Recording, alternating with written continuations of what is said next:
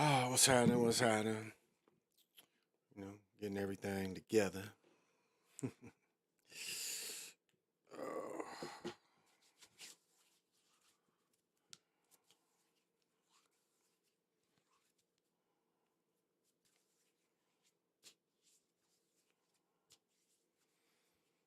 CWE, what's happening? Thank you for joining.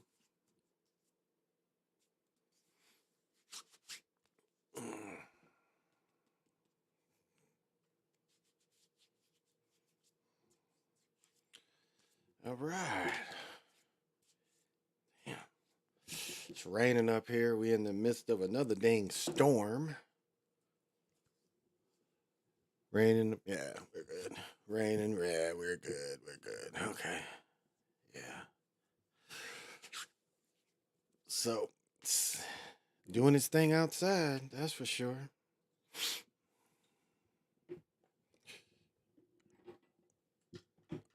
I think this is everything, baby. All right. Putting it all together. Had these motherfuckers. I think I had these motherfuckers upside down last night. Pretty sure I did.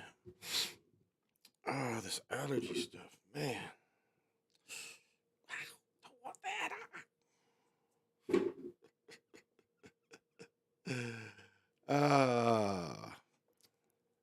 Friday is upon us. Friday is upon us.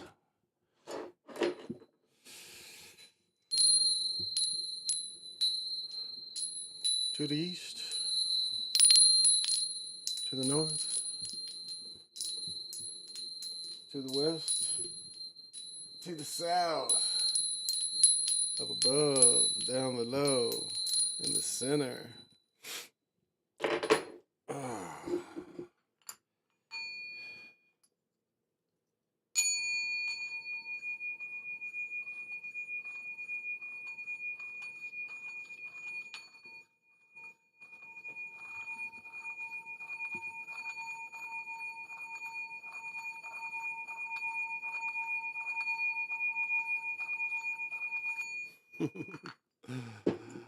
Let me hit everybody with the perfect fifth.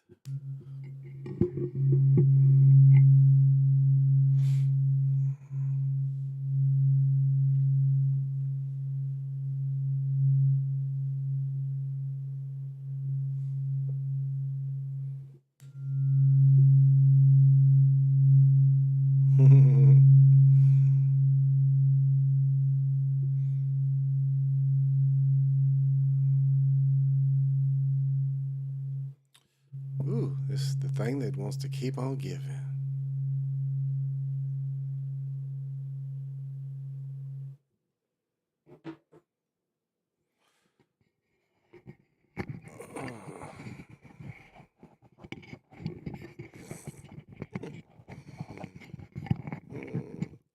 Fumbling, bumbling. Yeah, baseball today.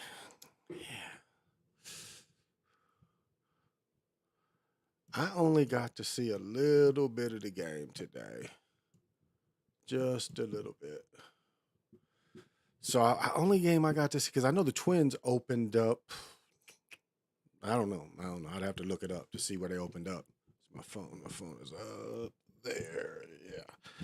So I'm not sure who the Twins opened up with, but until tonight, it didn't start raining until shoot an hour or two ago. And what is it? 12? Yeah, going on one. Quarter one. I started a little late tonight. I was just relaxing, got back from the movies and was relaxing and listening to Sly.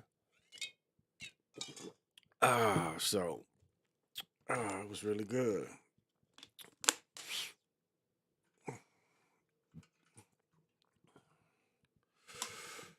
So next thing I know, it's raining.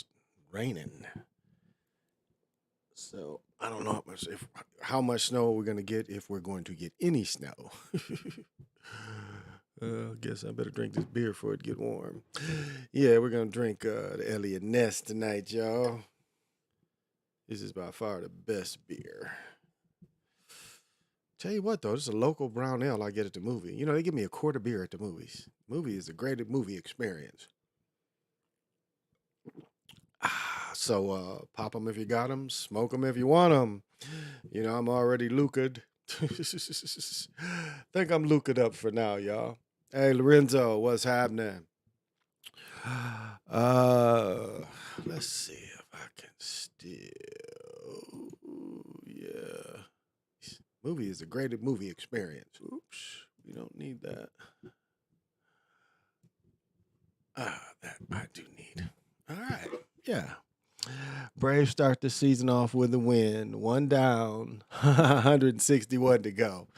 I don't know. I'd have to look up. Look up to see if the Twins won or not. Because I don't know. I don't know if the Twins won or not. No smoking, but sipping on the Elliott Ness. I've smoked enough. I'm smoked. I'm edibled out. So I can hold the smoking for a minute. I'm edible pretty smooth. So got this little beer, and this is gonna be more than enough to get mellow. Took the pills. Hope I'm not as nasally because I've been sniffling and snorting, and that's just one of my little ticks. But so it's still the same effect. We got into the next phase, and that's all we can do.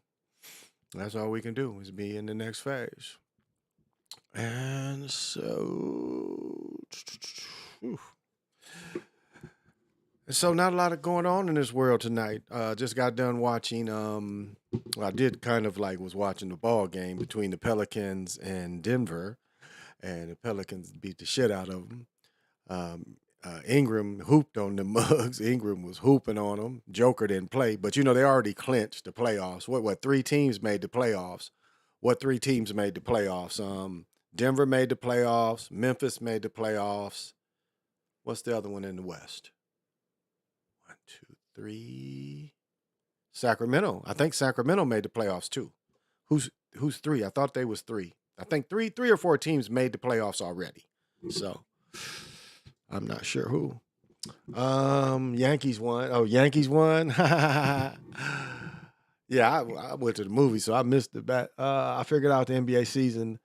The reason last year was the 75th because the year before was supposed to be it, but the COVID prevented it. Oh, well, yeah, they can change the numbers anytime. That's never, they can change the numbers anytime. But wow, great work.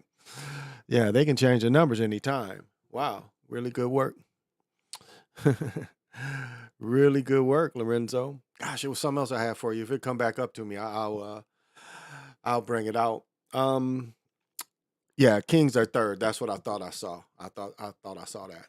And so, just in a matter of days, the Timberwolves dropped from number 6 down to number 8. So the Timberwolves is gonna more than likely have to end up in the play-in. So, and we'll see how that'll do for them. We'll see how that'll do for them.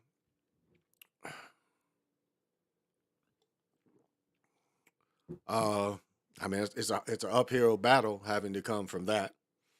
That is a clearly uphill battle. So I don't. It's better to be in the 6th seed. And how many games are left? Because what is it? I was counting. What was Denver 55-22, right? So that means 77 games. So did they cut to an 80 game or are they still 85 games? Used to be 85 games, or is it cut down to 83 games? Oh. So I'm trying to remember how many games are left because I know it's not that many games left. Because I want to say that because LeBron is here. Well, tonight LeBron is here. He'll be here tonight. We consider going. Costly seats for going there. It was damn near sold out, which was surprising. Lakers being in last place, the game was, I think it was sold out or damn near sold out. We had to take another look. But what was available was expensive, not good seats. So I'd rather, I can go to a bar and watch it. Hey, homie. Kings are facing Warriors in the first round already, foreshadowed in the media. Oh, okay. No comprendo. I hadn't heard that. Hey, homie. Well, We have to see. We have to see the moves. I mean, Boston won tonight too, right? Boston won tonight. Boston beat Cleveland tonight. So we have to see because again, Boston is going to be always a strong contender because uh, Boston with the Bill Russell thing. So we always know that the way they do agendas, that's all something that we're gonna always have to consider is the Bill Russell agenda. So that's one advantage of Boston.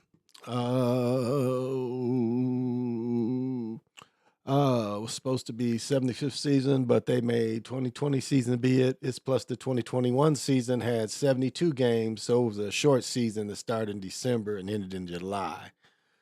Yeah, it should be 5 games left, so we're at 77 and 5, so 82 games? 82?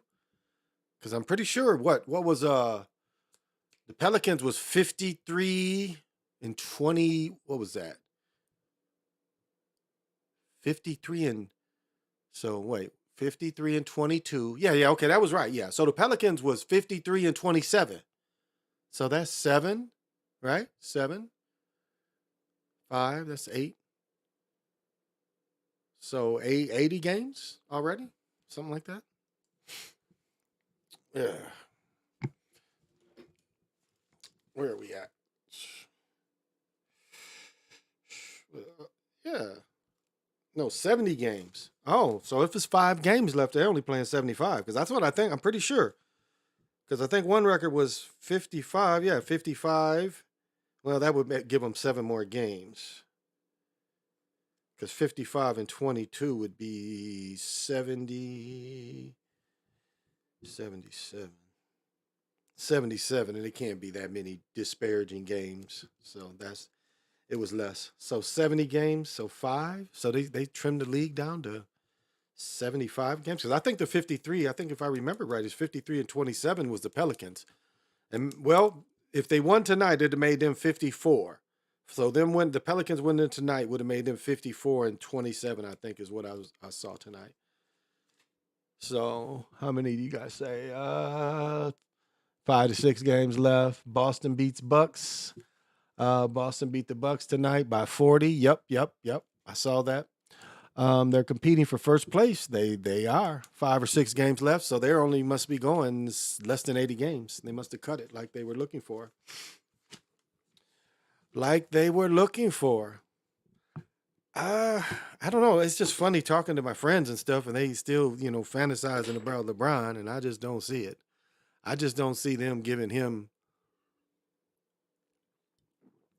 It just seems like it's a rest year because sometimes what you see in sports is you see where they give them a rest year, and sometimes that's what injuries are. It'd be a year really to rest, and your team don't make the playoffs. Now we'll see, but he's got a lot of rest now. I don't know. I just wonder what it's going to do the upcoming moves, but it would already be stacked against them if the run they make. It'd already be stacked up against them. So it's going to be harder if they have to do a play-in game. So, but we'll see. We'll see. So, well, I do have a little bit to share tonight. Let y'all check this out.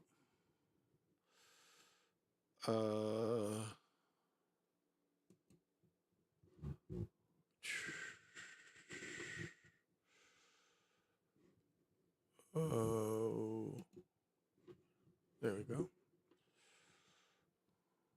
Oops.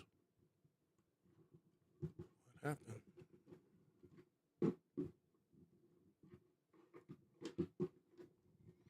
Oh, there we go.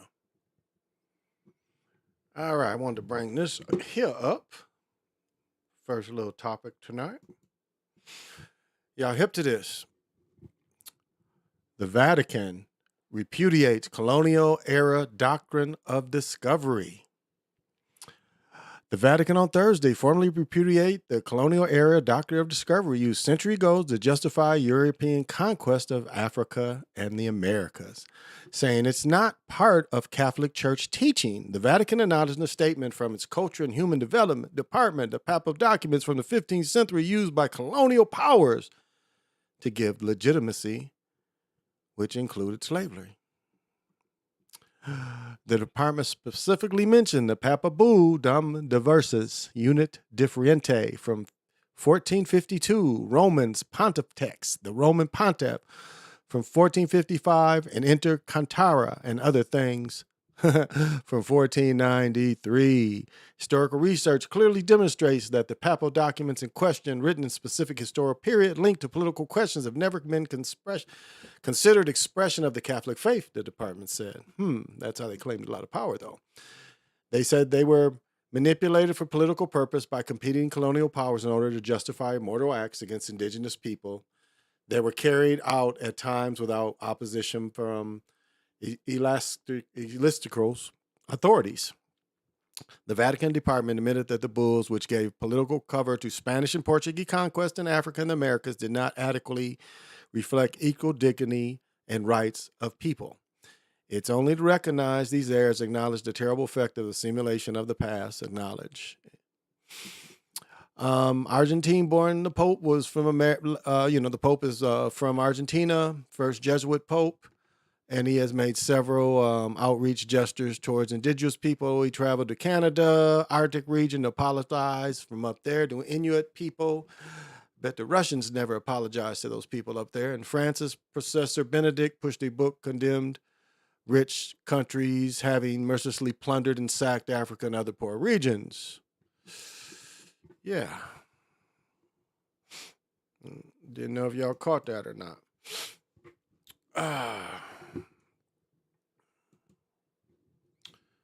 Yeah, didn't know if y'all caught that. Remember this year where LeBron played every game that season, including playoffs and NBA Finals game. Wow. Hey, Doe Eyes, welcome. Thank you for joining me. The rest year was last year, OG. Okay, that could have been. Vatican's been woke. It was the 2017 season where the Warriors swept the Cavs 4-0 and KD won his second title in MVP. But he played that year every game, and it was a shortened season, and he played every game. All things considered, Reuters is a decent source. Well, it's just if you really understand what they did and how they took this as conquest. I mean, look at the pictures you see of showing them amongst land. When they're on land, and this is so what they would do is when they would come upon people, they would profess this Papa Bull in the doctrine of discovery. And even though the people had no understanding in contract and possessing land, that gave them full right and with conscience. Because you see it done time, and the British did this exact same thing when they came into, the East. But if you look at what it said, what it says is, especially the doctrine of discovery, basically says that they own everything. That's pretty much the meat of it. The document of discovery even says they own your souls. If you get into deep of the writing of it, that they even own your souls. But they own everything. That's the grit of it. They own everything. Now, are they giving that up? Because that's what the document of discovery gave them.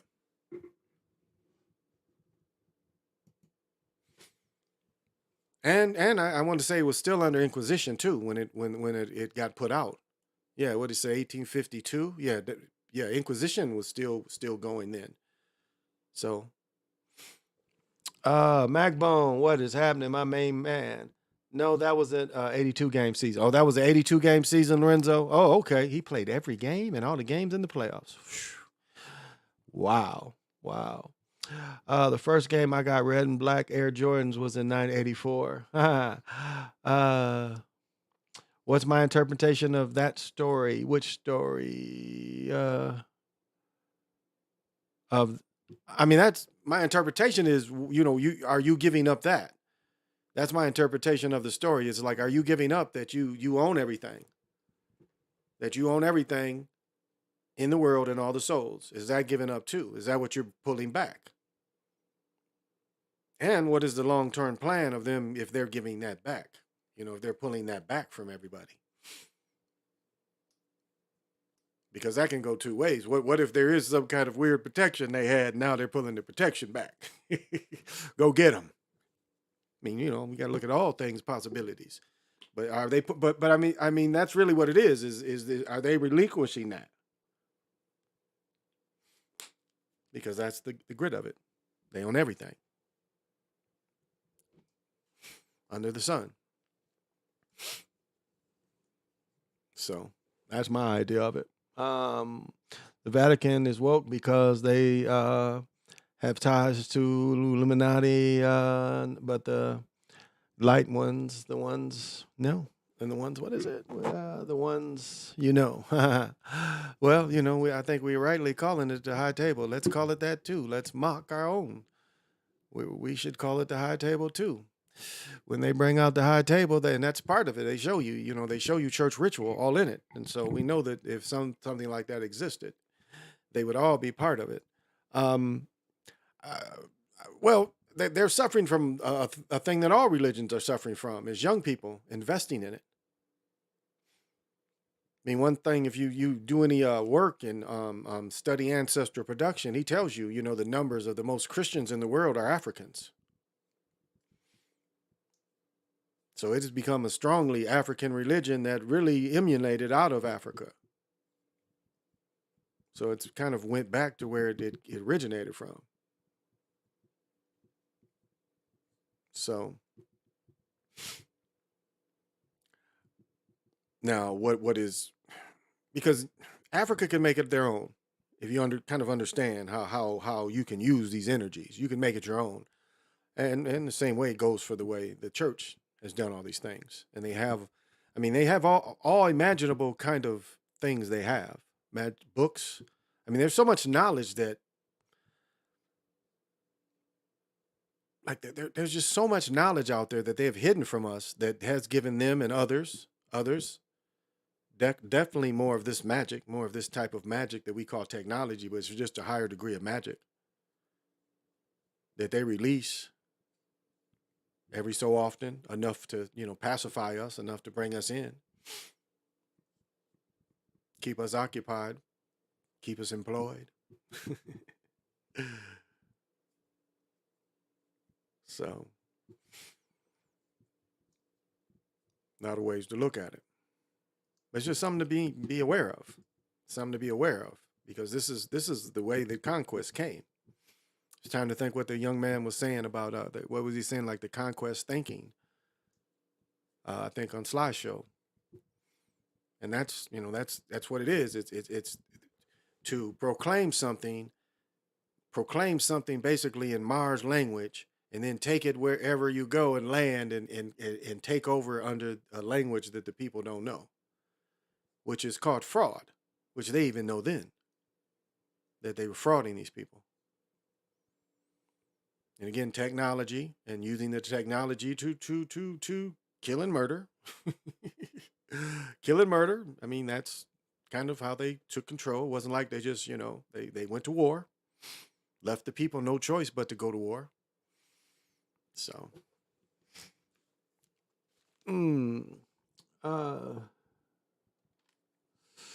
uh, yeah, I heard of Cecil Rhodes and Rhodesia. That's why it used to be called Rhodesia, because of Cecil Rhodes. He wasn't any worse than what's his name? The German dude that killed all the people, was cutting all the heads off and all the hands. Why? It's still, the other question is, I mean, they had help from other tribes that helped them control, because it's not Belgium's Leopold, King Leopold. I think Nick had put some pictures up of Leopold. These people, these Europeans couldn't have been successful in these African countries without help of Africans. A lot of help, allies.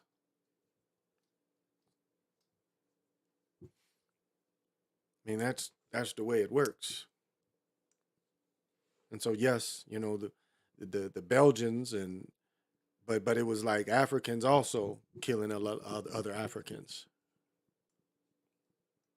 And that's, that's the same thing happening in America too. So, so yeah, and he's the one, the Rhodes Scholarship. Cecil Rhodes is why it's called a Rhodes Scholar. And if you think a Rhodes Scholar is for us, that's some CIA stuff. But that's where the Rhodes Scholarship comes from, Cecil Rhodes. And he's tied into De Beers, isn't he? Cecil Rhodes tied into De Beers. But again, help with local people, a slightly technological advantage, conquest, colonialism, colonize. Now it's a church pulling back from that, saying, we're leaving. You can have your souls back. Is that what the message is? That we get our souls back?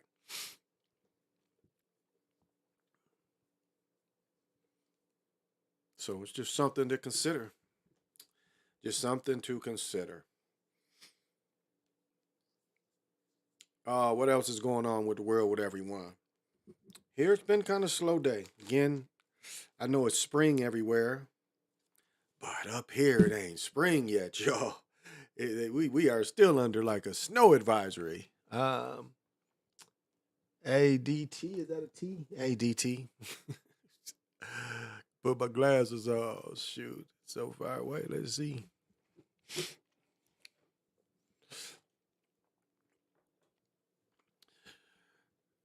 Just be a leaning in. But thank you for joining, DT. Thank you for joining. I appreciate it.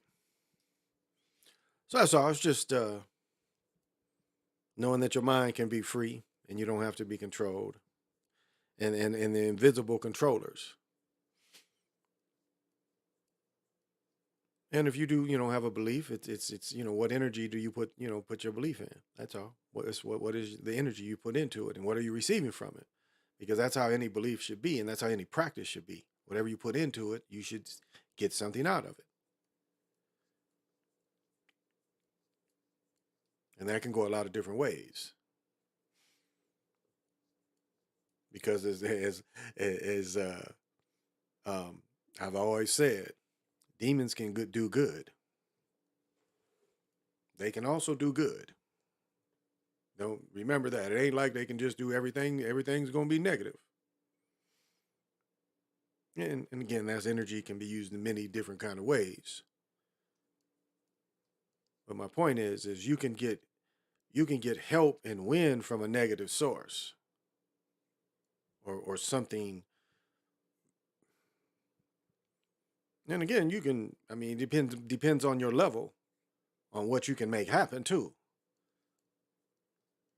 So if you're into that and you use the source to gain some kind of favor or get some kind of insight, know that source, and know how to control that source. But there's always a price, and are you willing to pay the price?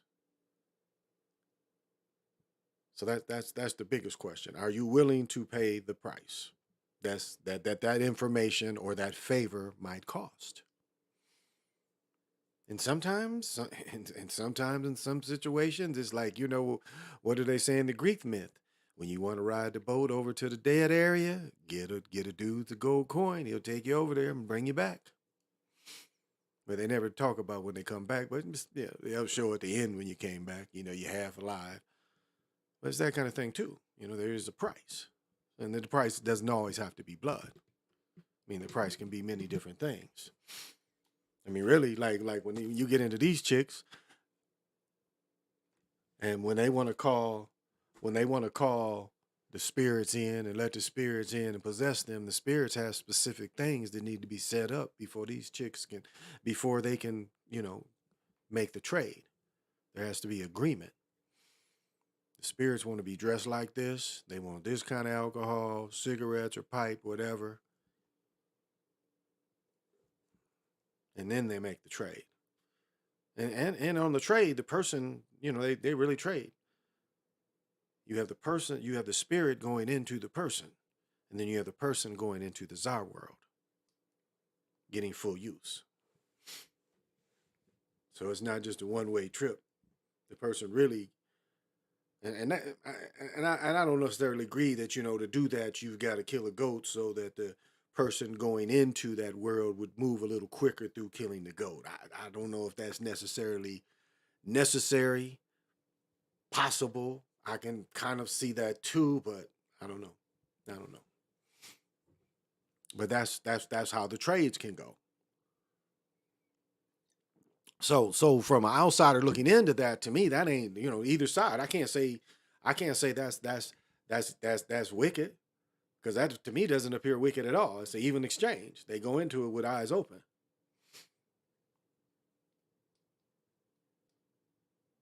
I don't feel one is taking advantage of the other. Now there can be some situations where, again, depending on the amount of control that you do have in what you're trying to evoke or what you're trying to bring up, that that's something that's really sketchy. Now I've said this before. I like what Sly did. Sly, he put the sigil on his arm, and what's cool, and I the more I'm understanding magic, that is really a cool way to tap into certain magics. I didn't really understand that until I started kind of studying just the many different ways that the symbol can move. You can move with the symbol. And like it's almost, you would see the movie where the dude had to do this. Remember, it was a dude, he always had to rub his wrist and stuff like that before he could activate. And but it's very much like that. So so the art is also a way of really getting into or holding this type of energy that you're trying to hold to. In 3 dimension, you kind of want to put this glaring out from you. This is an agreed upon attachment that you perfectly agree to, carry. Because when I say, I'm the holder, and I agree to hold it, I take all the suffering that goes with that, the disappointment, but I take that. So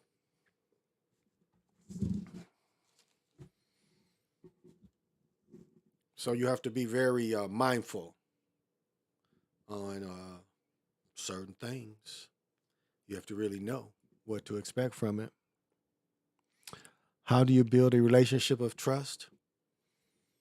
Be consistent with people. It was like years where my car really was just, I could just drive it around town, and my best friend lived about 30 miles away, but I still called him like once a week, a couple of times a week. So for about 6, 7 months, that's how we communicated.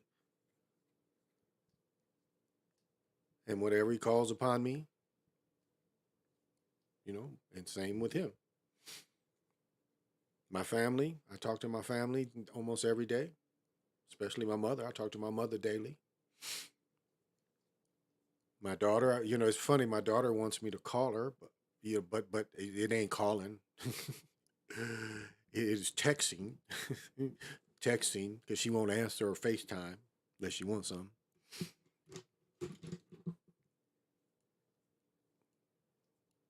So be consistent, and that's all you can ask for someone else, is that they be consistent with you. And I guess it could be a point of how much of the inconsistency do you want to put up with? Because that's where the trust could go away. But that's what trust builds on, in being consistent. Consistently, whatever, whatever it is, whatever, because sometimes trusting working with people. That's what you look for.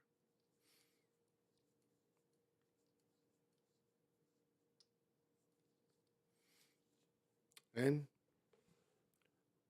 if it goes like, again, trusting working with people, then trusting having relationships with people, that's a couple different things. And that's the same thing with relationship, is just what's the consistency on whatever your time together is about. What's the consistency there? What is there any aim, or it's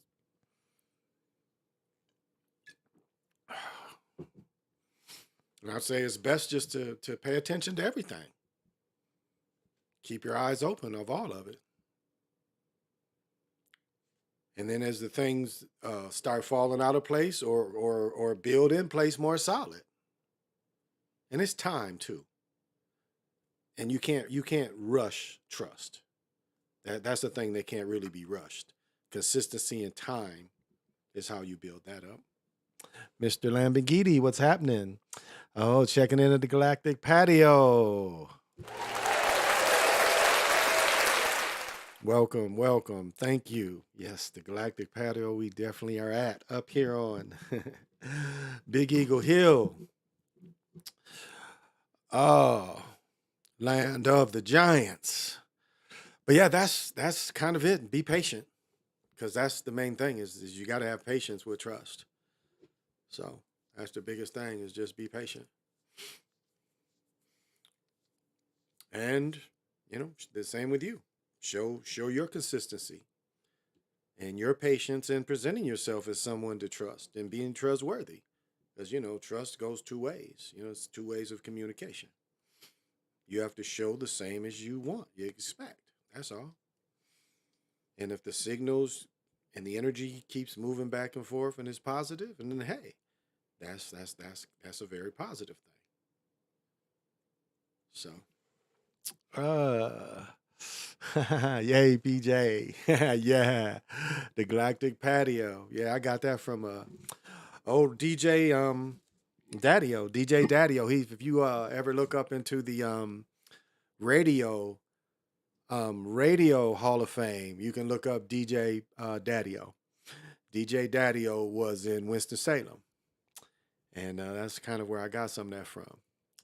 Because when I went to college down there, he was still down there. Because when I first went down there when I was in fifth grade, like 72, then when I went back there in 79, he was still down there working. So, old DJ. But yeah, so that's the best advice I could say. I don't. It's patience, and that's in all this is that we really all these machines and everything really have us not being as patient when we should be.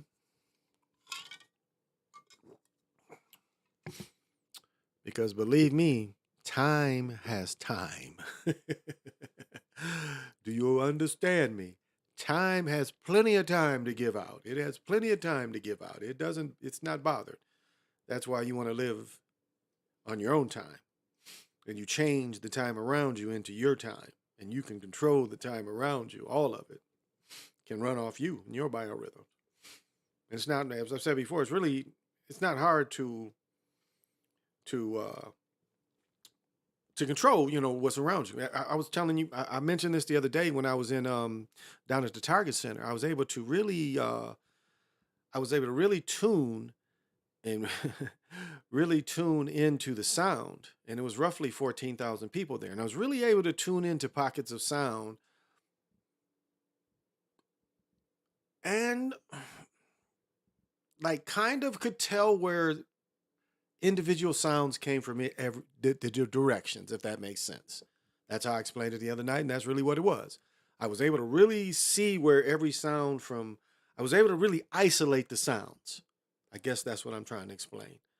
And I was able to isolate certain area sounds to each area had a distinct sound that I could hear.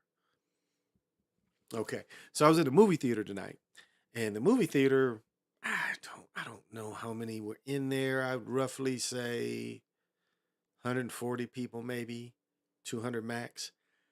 And it was so easy to really hear what everybody was saying. And again, it's not as big, but it was a lady right behind me, and they were having a full conversation, but I could still kind of tune and hear the other conversation coming over here and way back behind me. It was interesting, and people I didn't even know was sitting behind me. When I just started to tune, and it was like one dude I heard loud behind me. He had just made it like he cleared his throat or something. And so it was interesting. It was really easy to hear several of these conversations. So the tuning is definitely getting better. Definitely getting better. So yeah. So that was kind of my experience today. That was just cool. Got to see the movie for free through AARP, y'all. You know, he was taking pictures, his premiere and stuff.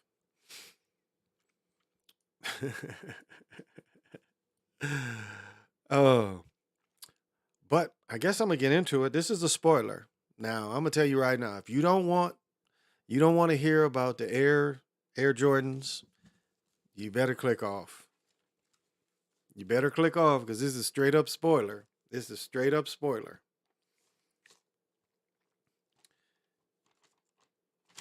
Yeah, so I'm gonna give the spoiler. If y'all don't want to hear the spoiler, click off because I'm gonna get a spoiler to it. This is only gonna be about 20 minutes, if that, probably 10 minutes. It's gonna go pretty fast. Oh, and happy birthday to my brother, my younger brother. Happy birthday to you. Wow, I think he's 57 now. Yeah, him and Mike Tyson. I think because Mike Tyson, I share a birthday with Mike Tyson, and him and Mike Tyson are about 6 months apart. So happy birthday and many more. Much love to you. Much love to you.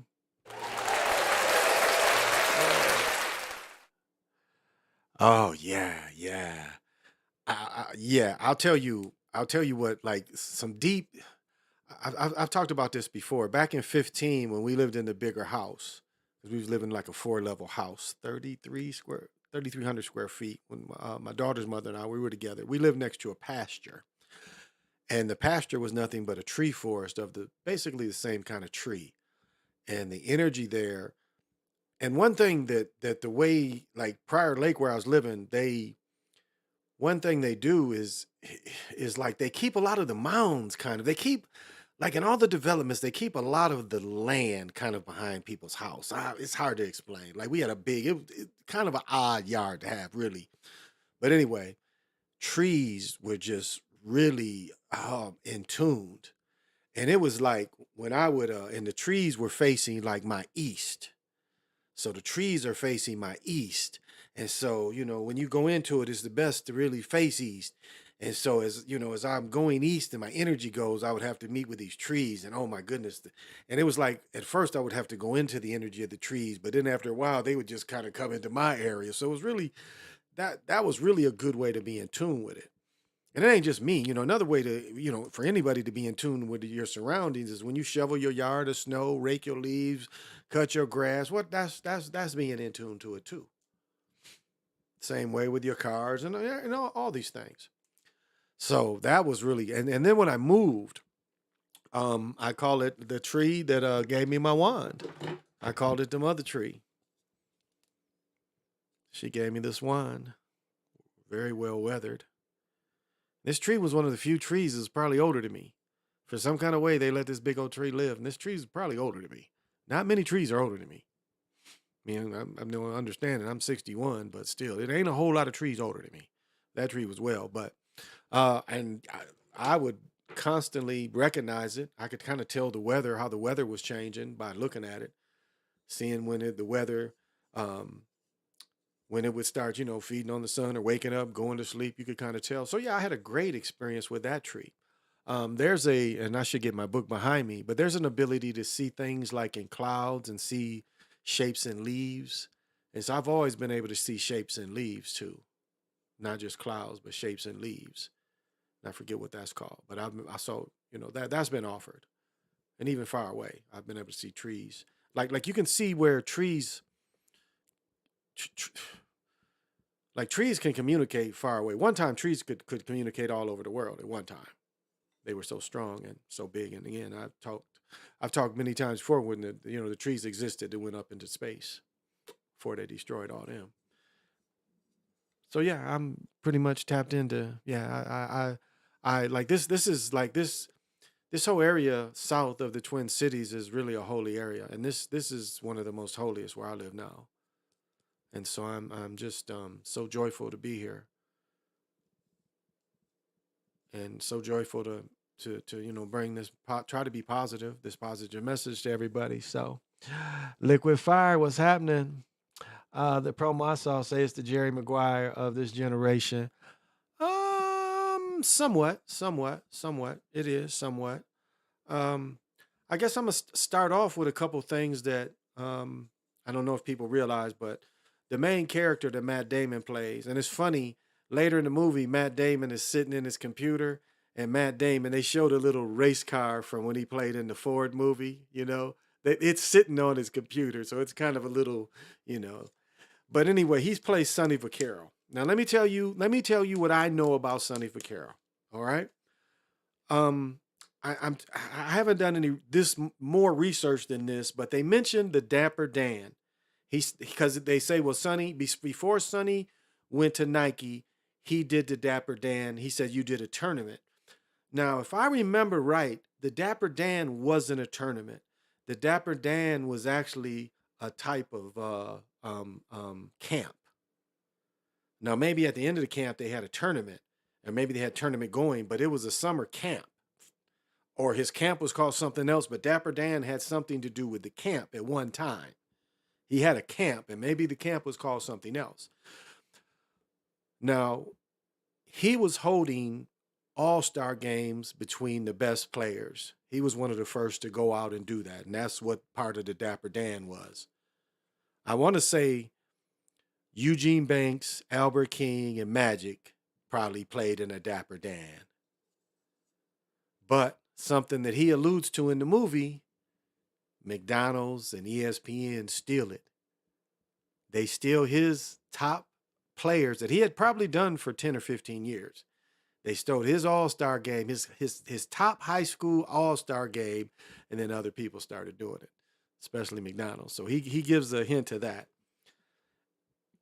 And saying that, I think Michael Jordan went to one of his camps.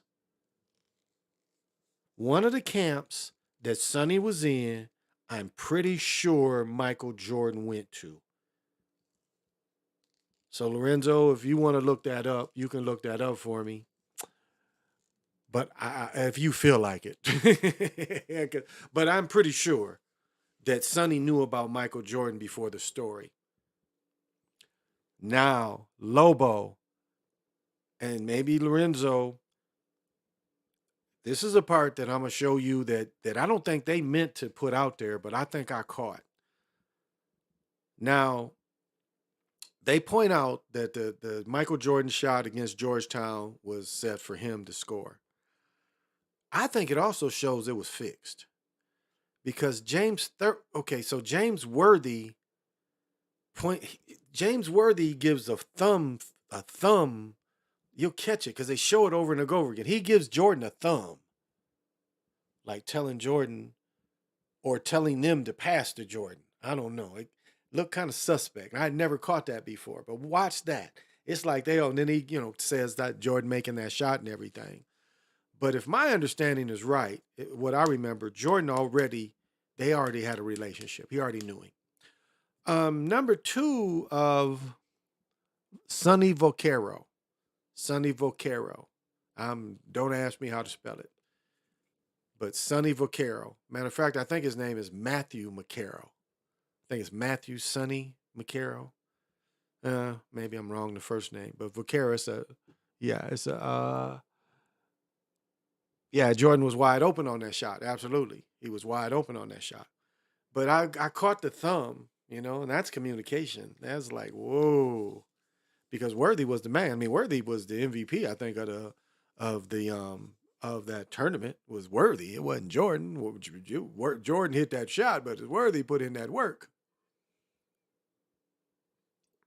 Because they had no answer for him. Even having Patrick Ewing. They had no answer for him. It's John Paul Vaccaro. Okay. John, thank you, homie. John Paul Vaccaro. Yeah, John Paul. So I think there was a relationship. And then the other part that people don't realize. So Sonny does a thing. So when Sonny, gosh, how do I want to break the show down? So the show is the premise of all of them going after Jordan. And as you know that at one time, Nike, gosh, I'm trying to paint a lot of different pictures, but I want to kind of go into the way the movie is. So, Nike is just a running shoe company. And this is what's interesting. They say that they have Moses Malone, but they need more basketball players. They say they only have one basketball player, but if you look behind them, if you guys remember the picture where all of them was wearing the judges' tops, judges' gowns, like chairman of the boards, there's a poster of all the dudes who wear Nikes in the back of them. I mean, it's like, who put that back there? Do you understand this? They're saying they only have Moses Malone is their only Nike basketball signee, but yet there's a poster behind them of all the Nike basketball signees. So maybe I'm the only one that catches that, but that is so funny. As I was telling my fiance, I was like, look at this. So, gosh, I want to stay in line with this. A little more about Sonny. Sonny also, I'm gonna give you a little history. I don't know if people know this. So Sonny does a breakdown of Converse. And as I was talking about last night, Converse had a deal with the rubber companies. But then there was also Adidas, which was also a track shoe, but Adidas became, I think they had the Adidas All-Star that Kareem wore. So Michael Jordan wore Adidas, it wore Cons, I think. Now Adidas and Pumas was the two brothers. They started as one company at one point, and then they had some kind of feud. The brother moved into the town across the river and built Puma. And that's where those company comes from. And later, Sonny would have been able to sign LeBron James for $100 million for Adidas because he quit working for Nike and started working for Adidas.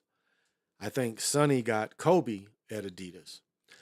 And he could have got LeBron for $100 million and they wouldn't do it. And Nike gave him what, $1 billion? And he's made that back. So, all right.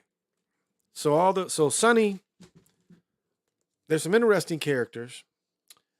Chris Tucker plays Rob, I think is his name. I think Rob played at Oregon. And Chris Tucker gives Rob some advice. He says, if you want to get next to these brothers, get know the mamas, know the melanated mamas. So he tries to deal with David Falk, I think is his name, the top agent. And David's not having it. It's like Michael Jordan was stuck on he needed $250,000 and he needed ML, Mercedes ML 2-door. That was what he had to have. That was the bottom line. He had to have that ML and he had to have $250,000. So Sonny goes to visit Michael Jordan's mama. He goes there. Now it does show a powerful melanated family, but as always, it shows who's in charge. The mama's in charge. The daddy, you didn't hear the daddy make any decision other than his presence. It was the mama was in charge. And it makes the mama look like a genius at the end. Like Mike didn't have no say. It was all her idea. But, so Sonny tells the mama how Converse is going to come at him. He paints the picture. He says it's going to be all old European dudes. They're all going to think they know what's best because their brand is an all-star. And he predicts what she's later going to see. Said the same thing about the Germans. The Germans were going into another ownership problem. And that's what he told her. He said, they're going through an ownership problem. She goes and visits with the German, and sure enough, she sees an ownership conflict.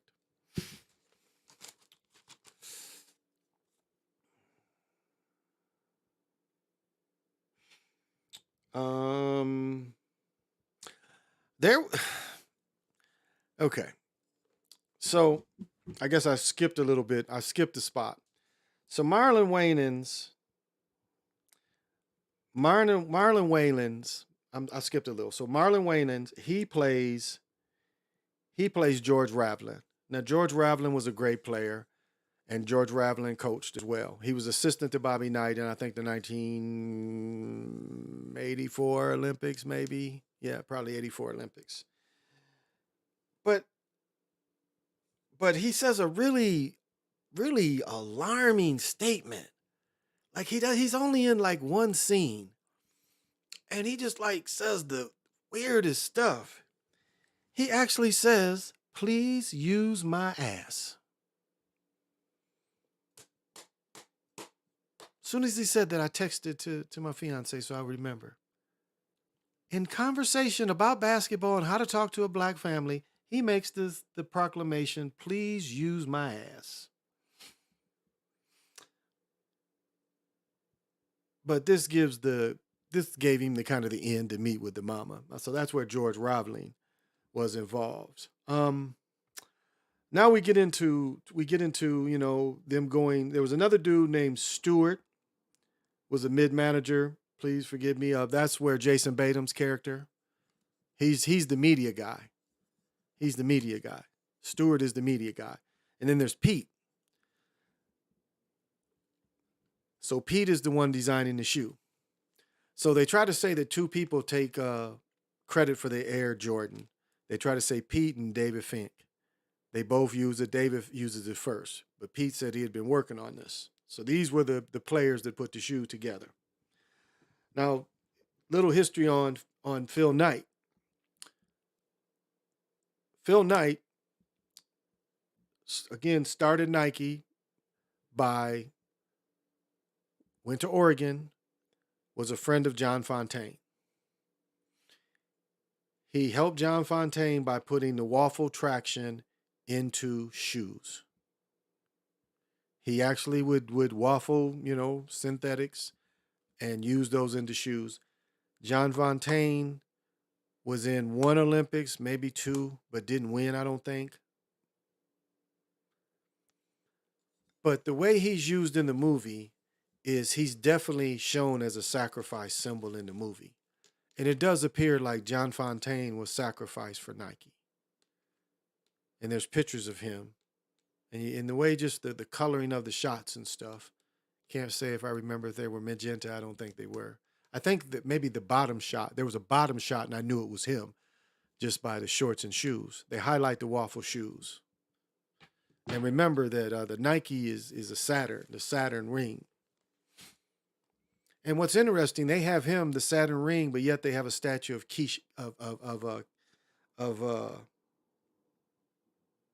Shiva. I think I'm hearing thunder. So he's he's Nike, so which is the Greek myth stuff, but yet he's mixing it with Shiva, the bringer and destroyer.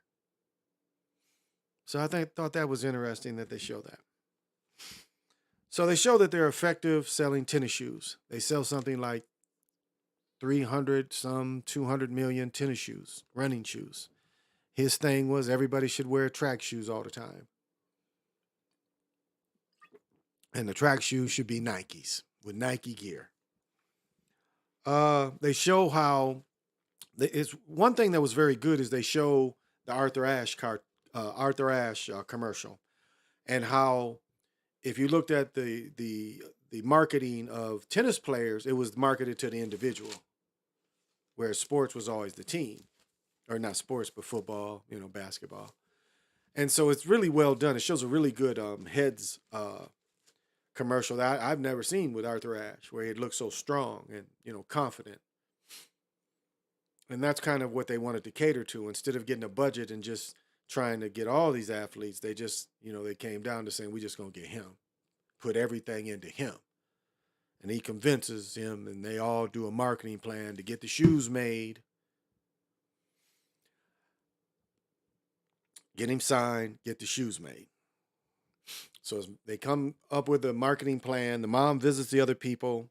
Everything turns out the way he says. But with meeting with Michael, he says one interesting thing. And this is how they throw in his daddy's death.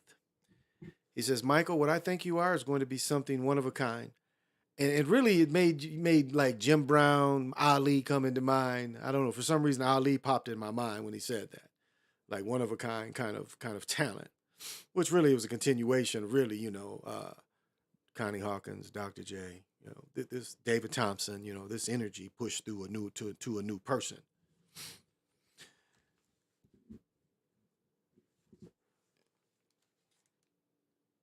And so they get the marketing. So okay. So Sonny's telling him again how he's one of a kind player and that he's going to have a future and be where the whole world is going to know him. He's not going to be like most players that, hot for a couple years, but he said he's going to, generations of people understanding him and loving him. But then they threw in the good and the bad. And he said something that was kind of real. The speech was really real because he said what he said is, and you see this in Sacrifice. He said, they are going to build you up on a pedestal that you've never been asked to build, but they're going to build you so high that there's nothing you can do but fall. And this is where they put in his daddy's death. They put his daddy's death in right there. He said, but he said, we think you're strong enough to cope, strong enough to, it is thundering like a mug. All right. That Talak energy is strong. And it's interesting, that's where he threw it. And it was almost like ritual. And remember the ritual, like when they came up with the Air Jordan, and then they say Pete came up with, and Pete, this is what's interesting. If you really know how ritual is done, when he looked up the Air Jordan, it is done exactly. I mean, okay. I'll say one thing that they didn't do. They didn't show. I was surprised they didn't show the hologram. They didn't show, him doing the split legs, the split eagle dunk that Connie Hawkins invented. I was surprised they didn't show a picture, but they showed the shadow because I think there is some with the picture rights. So they showed the shadow of it, but they did show it on a white board, so it's like black and white. But also the way that it would be put there in ritual. Because some of these kind of symbols that are worldwide, they put them through ritual. These symbols go through a step. These symbols are touched and pushed out there to try to make these a star. I mean, if you understand how they try to do things. But it's interesting they show that. So what was interesting, too, is they showed that David Funk was mad when Sonny went over his head and went right to the mama. He's like, you're going to make me. They don't even need agents. Kind of, sort of. Kind of, sort of is what he proved. So that was really helly interesting. That part was interesting. Let me see what everybody's saying.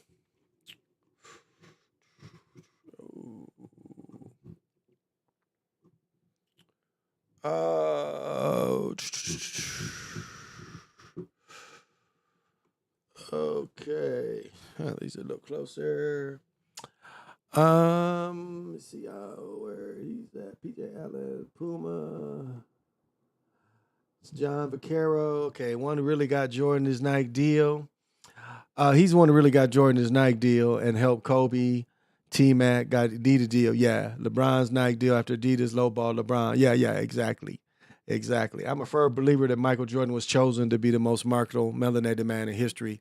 No doubt. Larry and his older brother, they're not that tall at all, or his sisters, and he's about 6'5".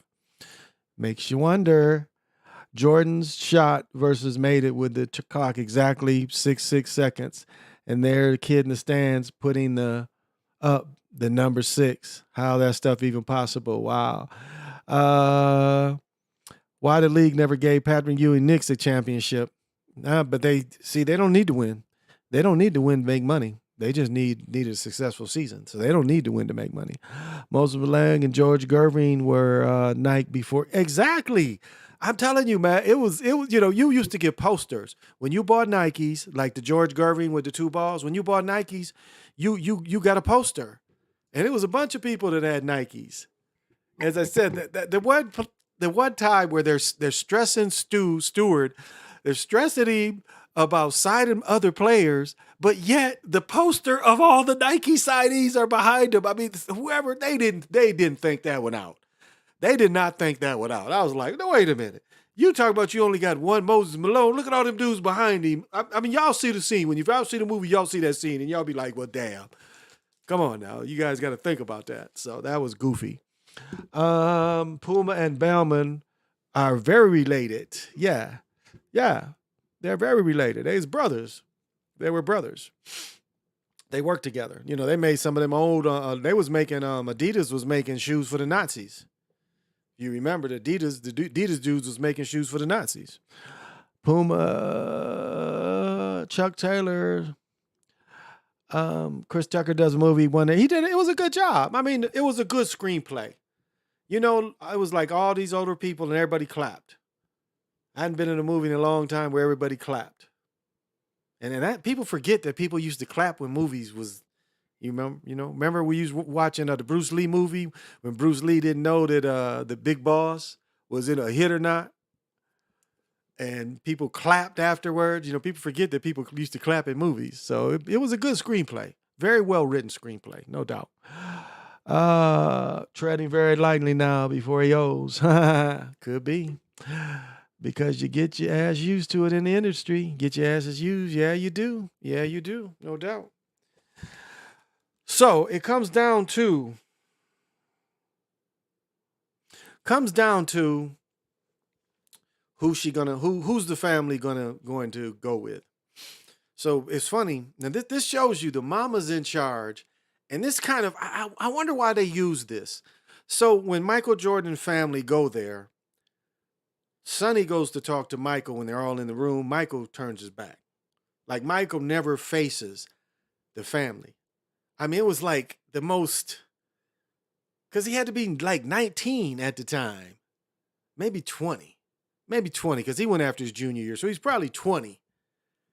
But I was like, wow, wow, wow. I mean, the way they just emasculated him.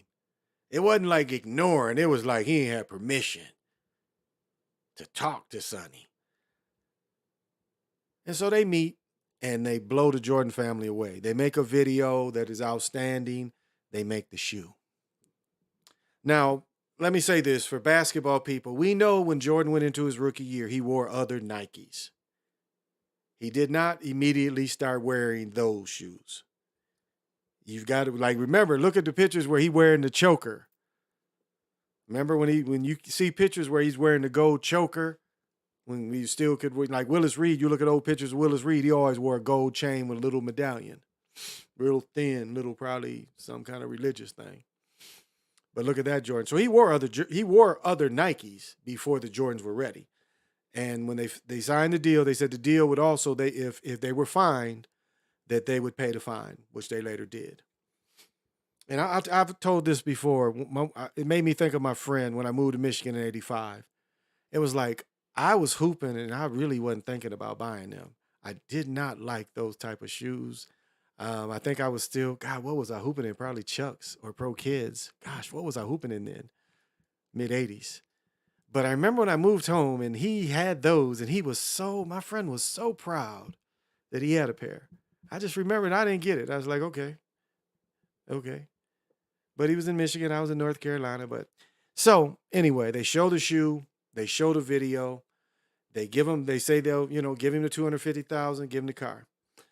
So, they're racking their brains. They show the stress. They show, everybody go home and stuff. The mama breaks down what she wants. And again, it makes it look like the mama was the brains of all this. Not David Falk, not the daddy, not Michael, the mama. So the mama tells him the deal she wants. And okay, I guess because he technically wasn't 21, but I don't think in business you have to be. But anyway, she says she wants the 250,000.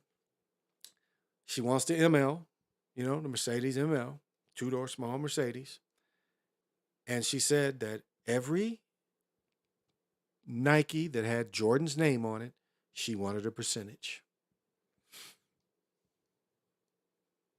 And to Sonny, it seemed like, it had never been done before. But again, it makes her look like the mama was the brains behind this, getting the percentage. Because, and I'll drag the story out. So he says, okay, I'll talk to my people, but I doubt they're going to go for it. So Sonny goes back to Phil Knight and tells him, like, look, I'm sorry. He's like, what? I said, look, they want to do it. They'll accept the 250,000. They'll accept the Mercedes, but they want a percentage for each Jordan sold in the world. And Phil didn't bat an eye, and Phil said, okay, give it to him. And Sonny was blown away. Called her back. And that very move there, whoever came up with the idea, that's what created Jordan Brand. Because it made more sense for him to branch off into his own by itself. And it's not even called Jordan Brand anymore. It's just called Jordan, which you knew it would be. When they came up with Jordan Brand, you knew the Jordan Brand was not going to stick. Like old sneaker people, old athletic people still call it Jordan Brand, but it's just really Jordan. But that's what ended up making him own Jordan. And that could be to run Jordan better, might be why he's taking a side step to basketball, because he still has that. So overall, let me see anything. So yeah, and that, set up, even though it was a failure, Baller Brand, and he did, as someone put up, he did get Kobe's deal. Sonny got Kobe's deal, T-Mac. But Sonny was up until the original first McDonald's All-Star game, the Dapper Dan was the big game that all the top players in. So you look at the top players in the 70s, that was high school players. And that was the interesting thing, is Sonny was in the gyms looking at the players. And and one thing Sonny was the first to do also was Sonny was the first to sign up the colleges in the Big East. Remember, Georgetown had their own Air Force One at one time. Duke at one time was Nike. So that was Sonny. When you were seeing Nike up and down, I think Syracuse, Pearl Washington and them. But he was the one that, was paying the coaches. He was the one that came up with that idea to pay the coaches. The coaches was like just taking the shoes at first. Like, nah, let's get you paid. Let's have a contract with you. The shoes come with it. So, but that I'll say the only suspect was the way they blended his daddy and predicting his future. I thought that was really grim. Thought that was grim and somewhat out of bounds the way they put it in. But what he said was really strong. They raise you up to your highest. And what's funny is the struggle is so hard to get up there, but the fall can be so swift. Isn't that funny? It's like you pull the world you have to fight the world to get up, but a feather will make you drop. How is that fair? In any kind of way. How is that fair? But that's kind of how it is.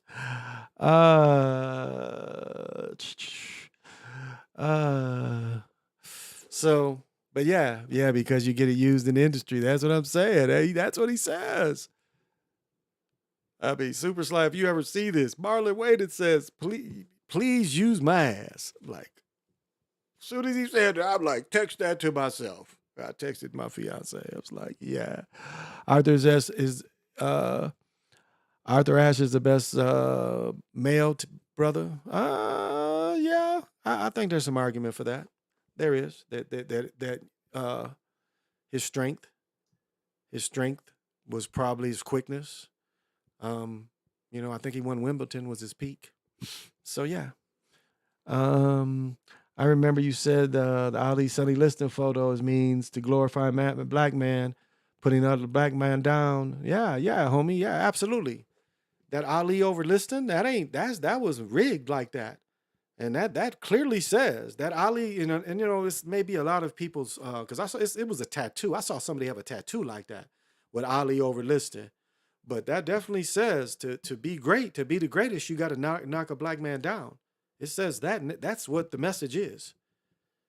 Clearly, that's the message. You have to stand over another black man, another melanated man, to be the greatest. And it was, that fight was fixed. Both fights with Ali was fixed with Sonny.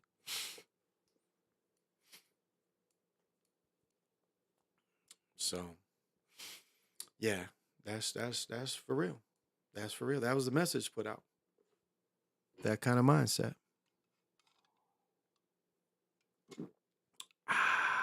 So maybe the movie pretends Jordan put Nike on the map. Well, yeah. It like he saved them because they were saying that even though I'll say this, even though Nike had signed all these players, there was really no breakthrough player. There was nothing really pulling you into getting Nikes. And I'll even say that Air Force One wasn't either. That one wasn't either. Because I want to say at that time when that one came out, I bought the Adidas. That later became like the ones with the straps they show in the movie. I had those. I think I was playing indoor and outdoor. And I actually had a pair of the New Balance, the James Worthy New Balance. I wore those the summer '86, and they actually molded to your feet. They was the James Worthies, and they was a New Balance, and they actually molded to your feet, and they were great outdoor, indoor shoes. But they took the parks, so it wasn't like people. That's why I say I laughed at my friend because they were so important to him. To me, it was like that shoe ain't no big deal. Now it wasn't until the Bugs Bunny. So what was the Bugs Bunny 8, 9? Someone out there can help me. That was the first time the shoe separated itself from other shoes. But remember the two most like in 1987, the pumps came out with the original pumps was $160. I don't know if y'all remember that. And that was extremely high. I had one player on my team that had a pair, and that was extremely high. And then the Bugs Bunny came out, and they were about 145, 150. When you could still get good Adidas, it was other Nikes that you could still get just as good. It wasn't until the 10s and the Concords was probably where they set, or the Concords, or maybe the 9s and the not 10, the 9, 10s, and 11s where they separated. And the ones with the diamond toe, like the Ferrari, those were the best ever. I mean, when they came out, when they came out. And so I think those are 14s. Yeah, the 14s were the best ever. So 10, 9 through now, I've said this before. The first Shacks that came out with that Hexalite, those were a great pair of shoes. Those were a great pair of shoes. Those matched up to everything the Jordans were. Everything. Maybe better. And not the first Iversons, but the time they came out with them the second and third Iversons and them patent blue ones. I had those patent blue Iversons. Those shoes were just as good or probably better.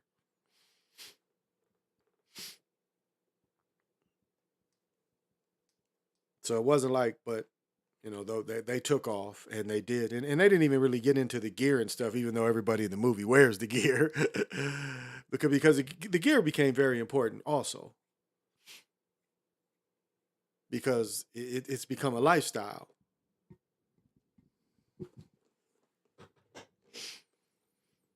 Athletic gear has become a lifestyle,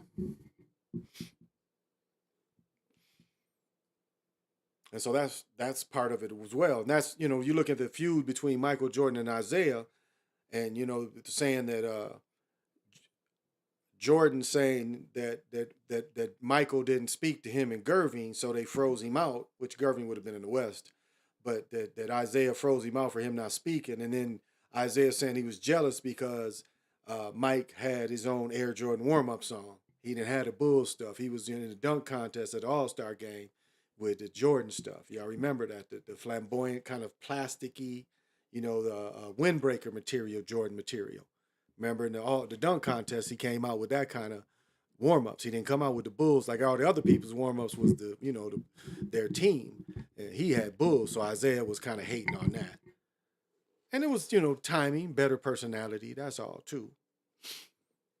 But it does seem like he wasn't making the shot calls at 20 when he should have been. And not to say that the mother shouldn't have been looking out, but again, it seems mommy knows best.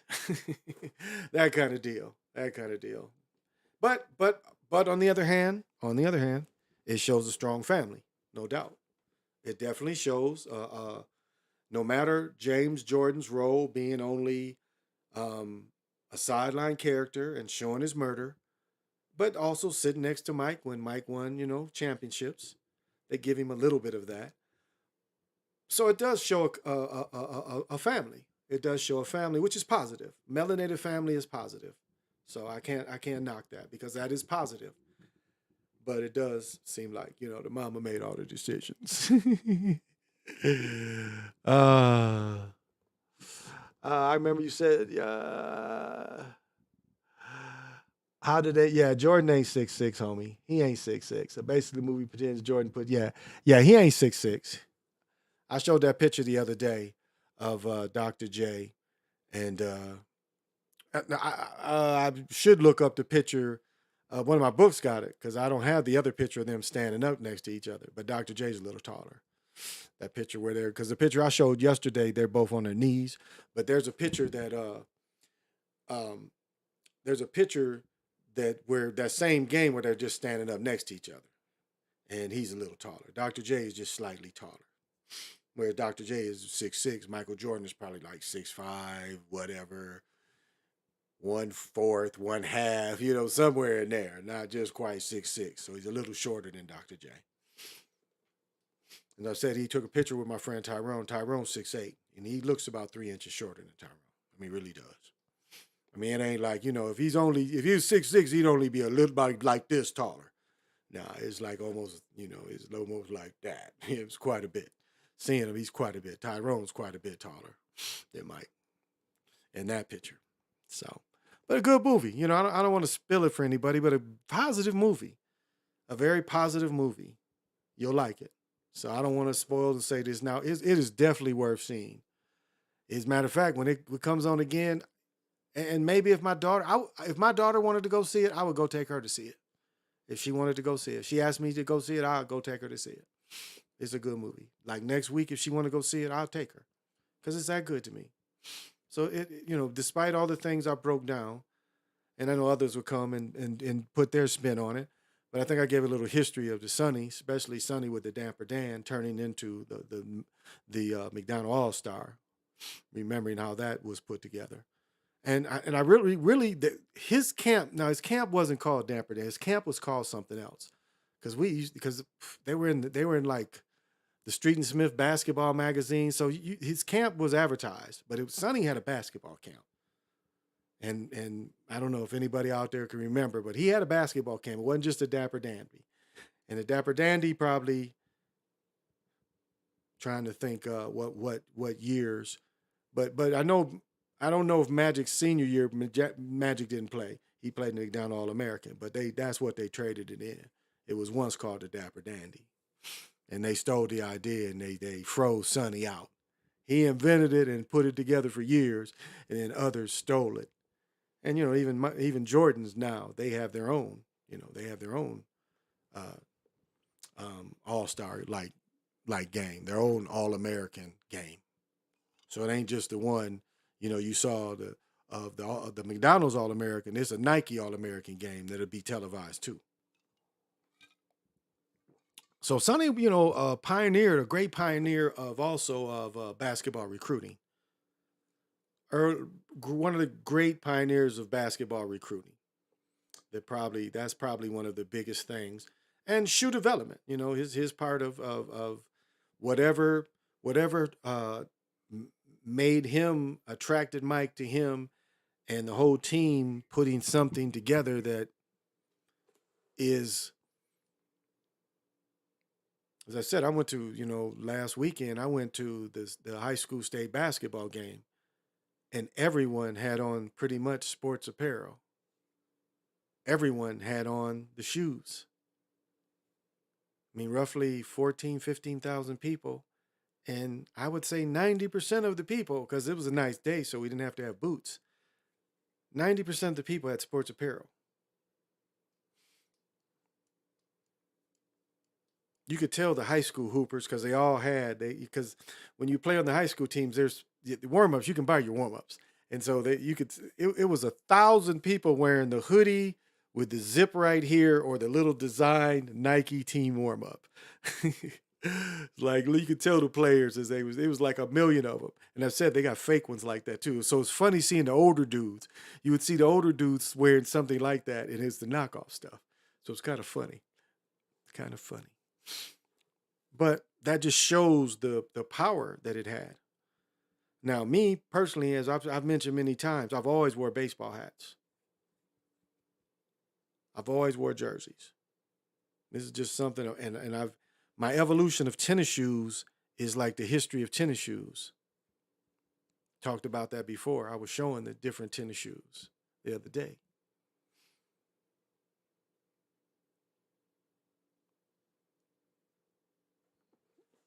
Oh, okay. So my person and being an athlete, especially being a hooper, when I played semi-pro, the 20 years I played semi-pro, and the evolution of the shoes, and really living, it's like people. I'll tell you how this is a simple time. It really was. It really meant something to get your first Converse. As I told the story before, I couldn't get a Converse, so they bought me the cheaper pair that was called the Converse Coach. I thought I had them on Pinterest, but now I don't seem to know where they're at. To eventually getting my first pair of $12 were all white cons. And just the feeling of having them.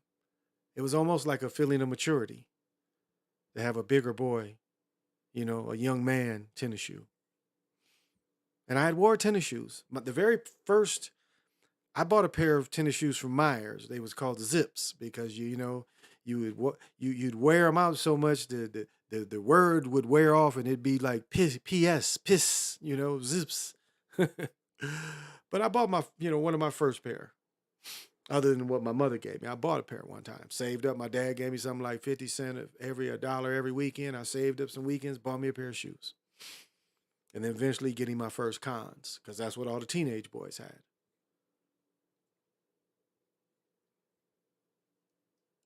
And even like my sophomore year, despite the cons ruining my legs, I knew that when you made the team, you got two brand new pair of cons. The team back then gave the school shoes. They gave you a pair to practice in, and they gave you a pair to play in. And that destroyed my feet. We started putting inserts and everything, but they literally destroyed my legs. I never had a problem with shin splints or nothing before having to wear them shoes. But still,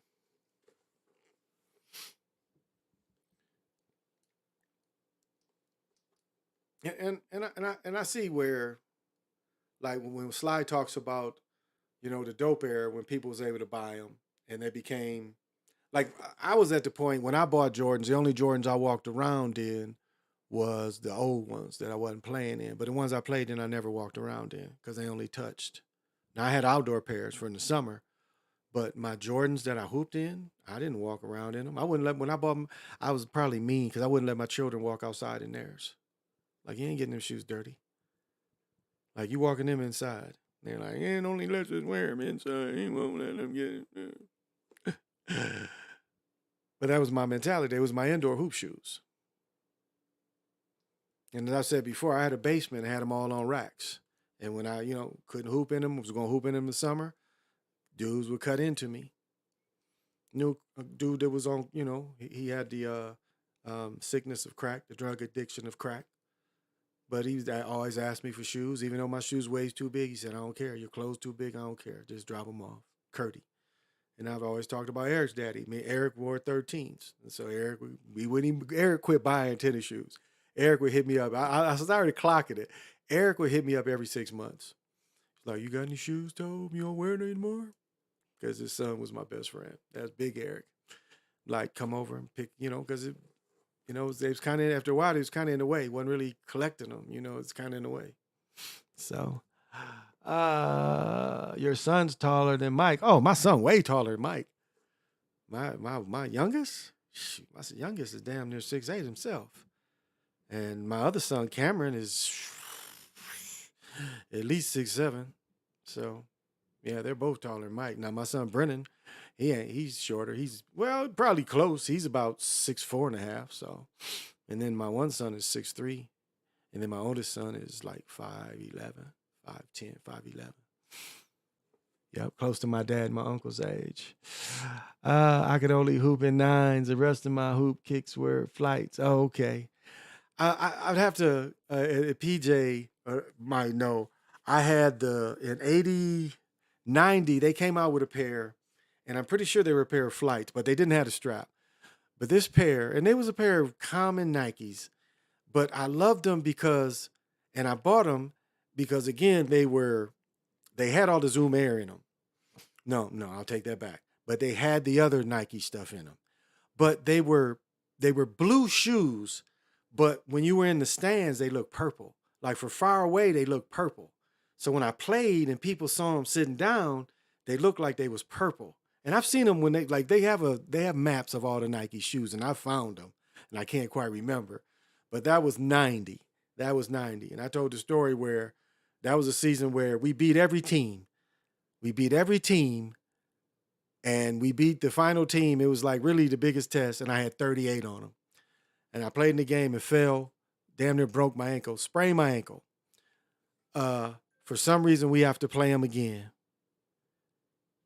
We play them again on my damn near broke ankle. I had 38 again, and we was down by 4, and I hit a 3 from half court. So we only lost by 1. I played my ass off, but it was like our records was tied.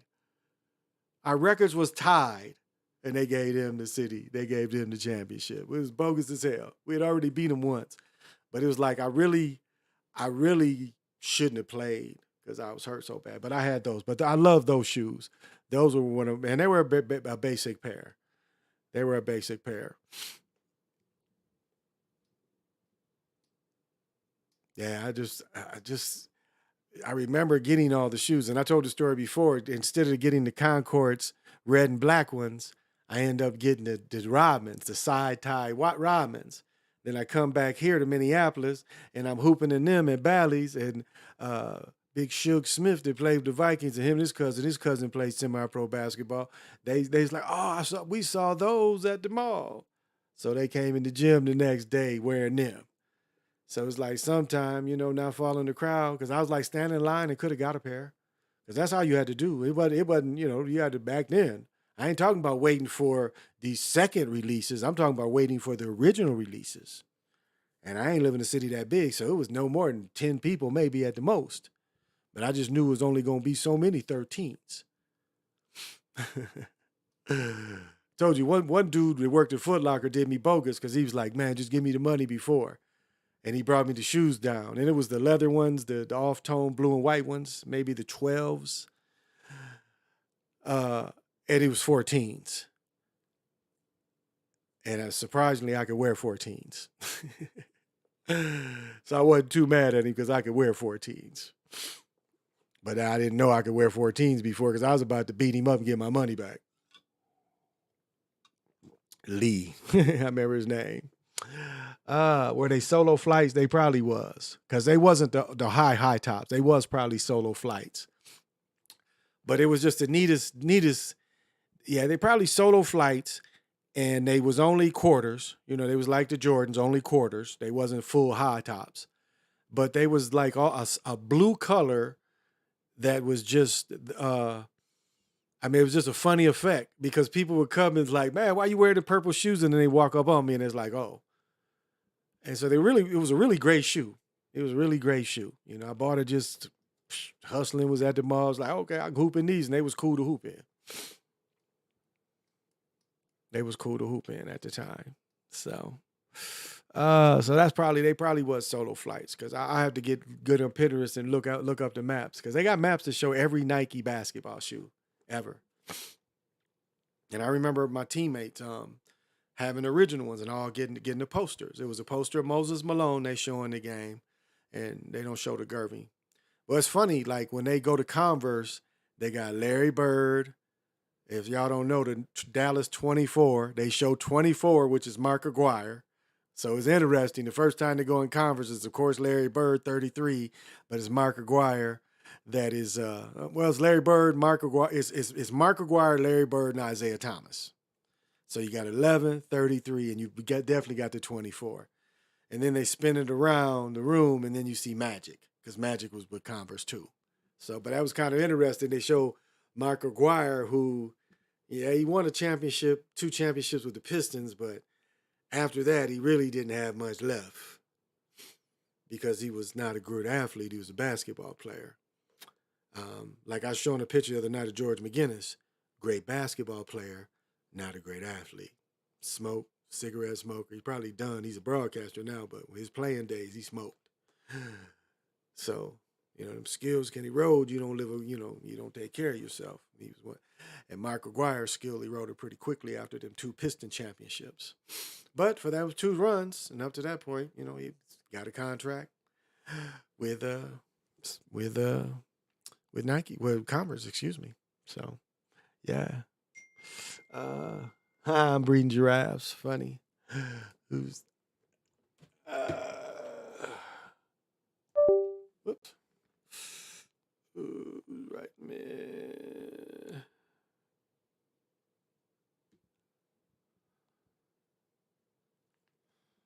No, it didn't have no, it didn't have the air pocket. It just had the regular unit in the back. It didn't have the air pocket unit in the back. It had the tech in the front, but it had the other it didn't have the air pocket. It was the ones before the air pocket. Or not before, but it was just another model that didn't have the air pocket. And it was just solid blue. And it didn't have that strap either, the way it has the little strap, but it had the front of the shoe. The front of the shoe was the same. But that same cushion that's in the front, it was all around the shoe, if you remember that one. Again, this would had to have been 90. This probably was semi-pro season 90, 91 maybe. Nah. Yeah, it had to have been. Yeah, probably not that winter 90, 91. So, yeah. Yeah. I'll find them, and I'll find them on Pinterest and put them up. But just the color was just really cool. That was the thing that still stands out. And then, as I said, being able that you can still find them is kind of cool too. So, and let me see here.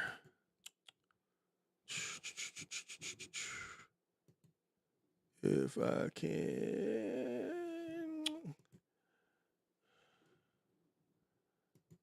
See, I might be able to find a picture of them. Let's see here if I can find a picture of them that's close.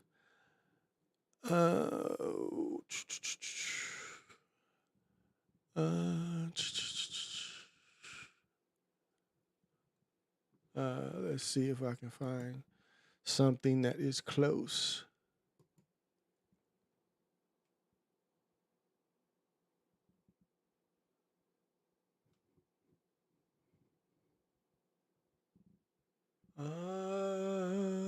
No. Okay, close to that one.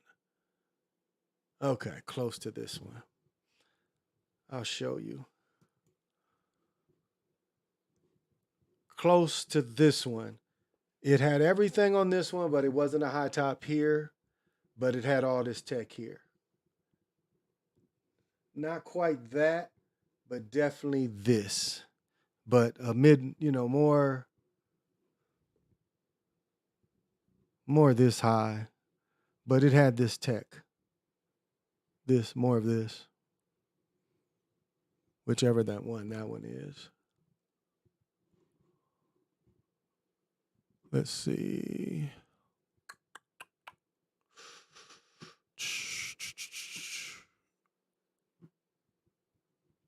Not the air unit. See about this one.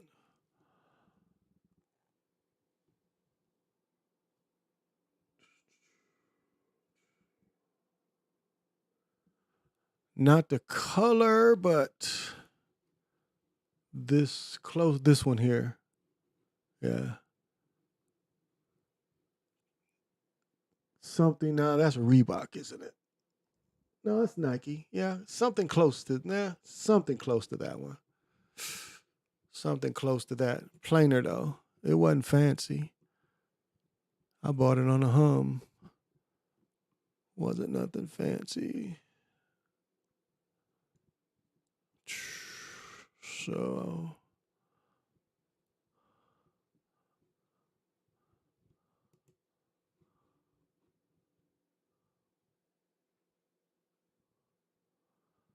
well, newer unit than this. Because that's 86. Yeah, a little newer unit than that. Again, it'd have been 91. What do you got here? Jordans. Oh, LeBron's.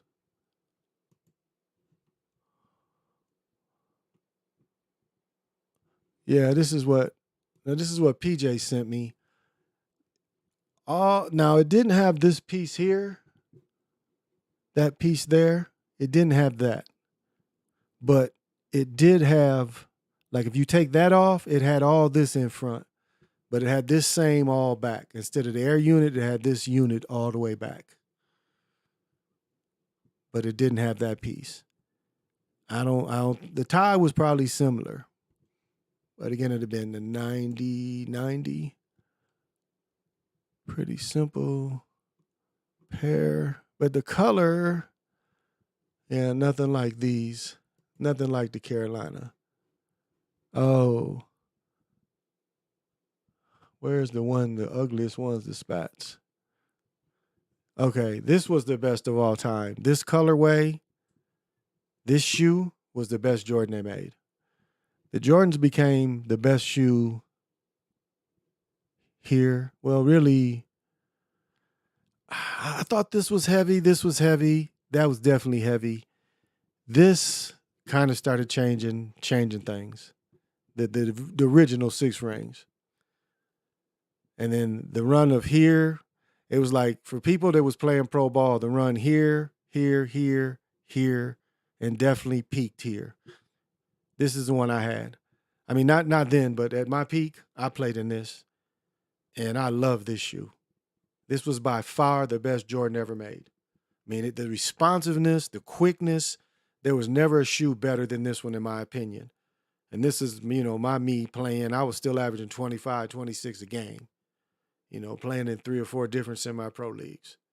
Always playing. If I'm not playing the semi-pro league, I'm not working. I'm in some gym hooping.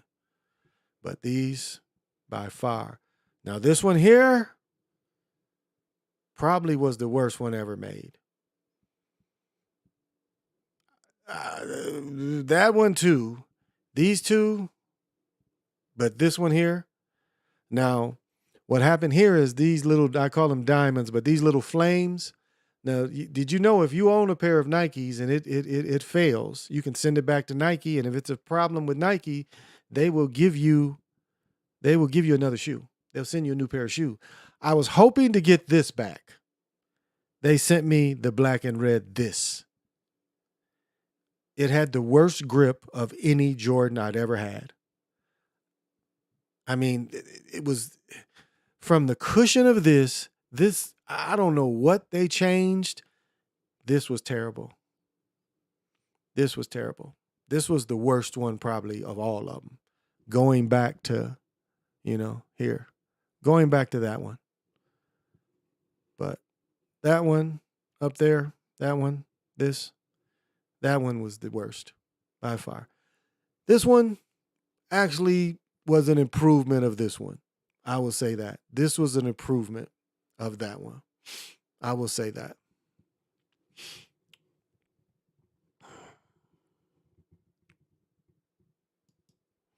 Oops.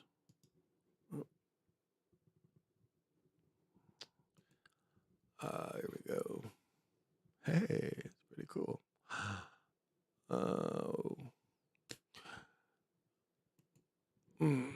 That is pretty cool.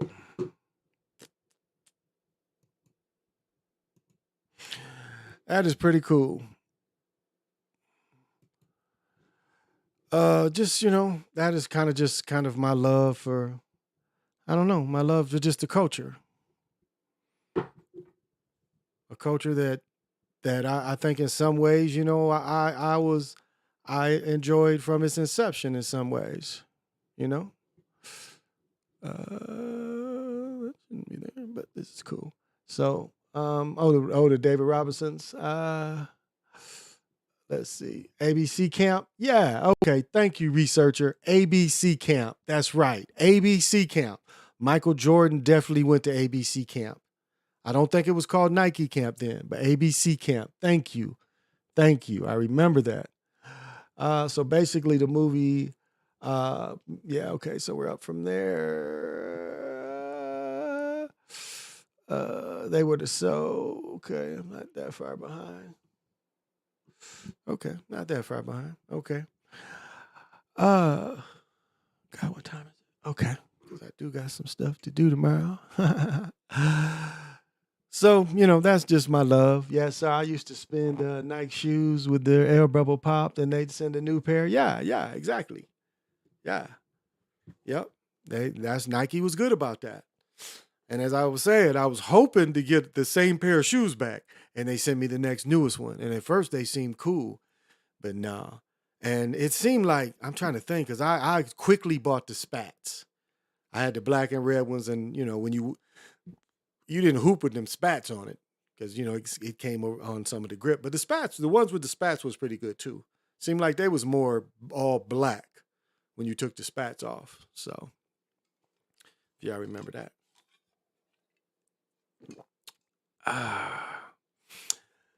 But just a love of the culture too. That's all. Just a love of the culture. I've had my years where I dressed up. I mean, it's funny. You watch like the dope shows. All the dope dudes is wearing. As they make an emphasis in the movie about people wanting to wear the Adidas. The Adidas warm ups. They make a part about how they said Run DMC made a free song. They emphasized that. They said they gave Run DMC did a free song about Adidas. I thought that was interesting that they made that point. But wearing the warm-up suits and everything. And as I've said before, Fila's, when Grant Hill was at his peak, Detroit was Fila. So it's interesting watching that Black Mafia family. They kind of show people, but again, you have to look at what years Grant Hill was there. He was only there about 3 years. But those 3 years, it was all Fila. People wasn't wearing different stuff. It was like Fila. They had Fila. Detroit was locked. Everybody. It was interesting. But you went to Chicago, it was the same thing. Everybody in Chicago had Nike. And that's where you really saw, when you went to Chicago, you really saw that was the Chicago's brand, was Nike. And of course, Jordan's influence was that. And as I've said many times, that showed me that Kevin Garnett, you got the Mall of America here, and you ain't got everybody wearing Adidas. Because I came here, people was wearing a little mixture of everything. So it just shows you, a different control.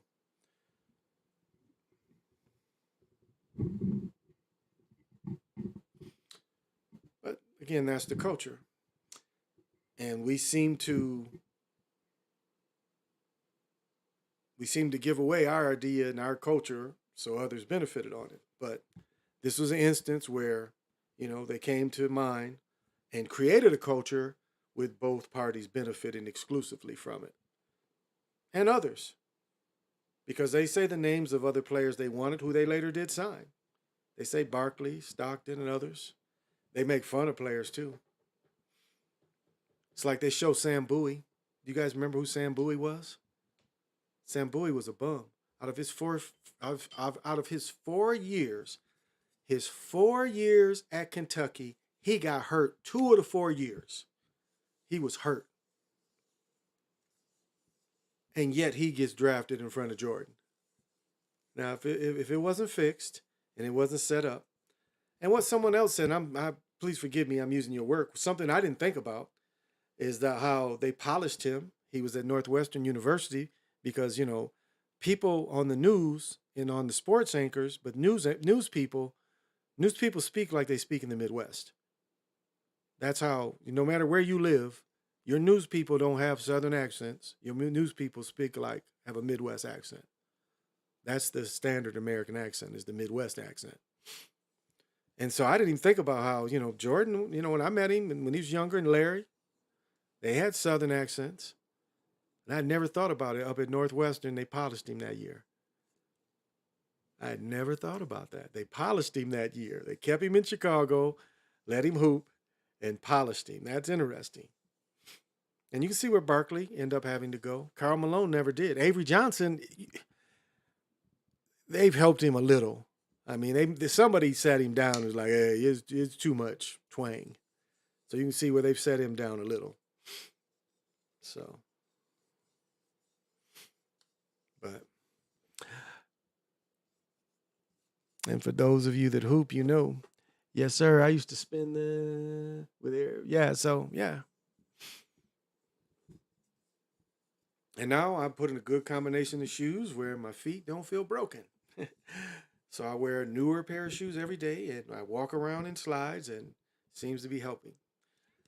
And as I take my time and get in shape and get stronger to play pickleball, yeah, looking forward to it. It is hot in here. I didn't open the window enough. I'm glad I didn't try to wear a hoodie. Glad I wore a t-shirt because I am burning up in this computer and everything. And it's funny, one of my computer colors, and this is for Matt, is magenta.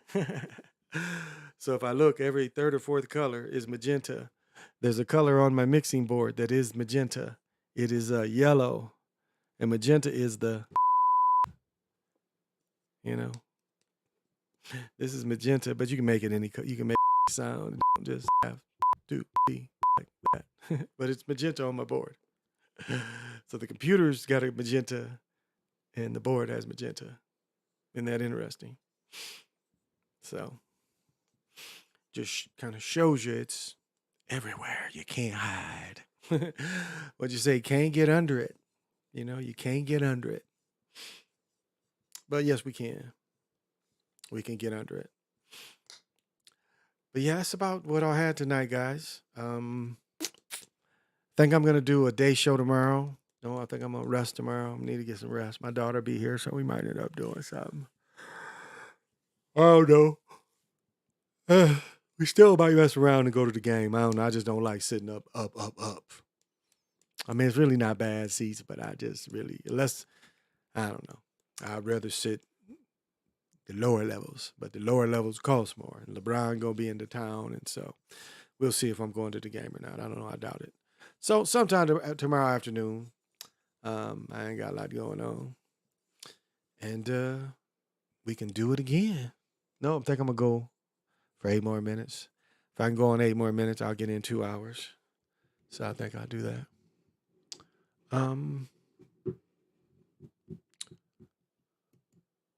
Okay. Let's see.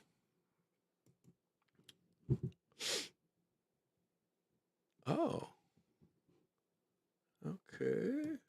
Oh, okay. I'll have to do that later. I can't do that right now. Oh, here we go. See what this other thing. Don't do that. Yeah, that's what I want. See if this other thing I can share.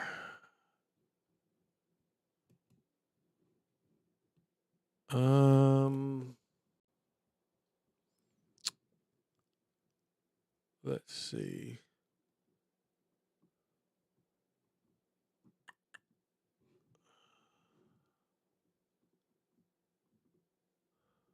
What we got here? Is that it? No. No.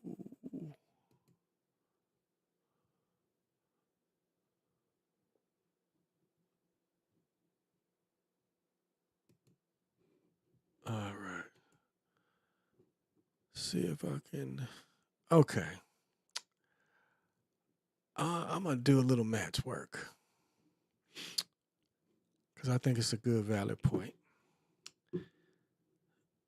Quantum of Science does. Let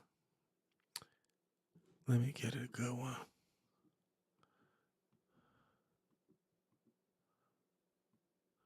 Okay. I think this is a good one.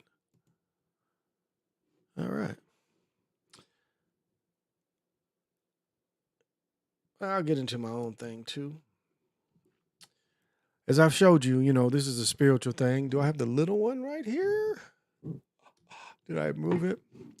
As I said before, this part is looked at as the face mask.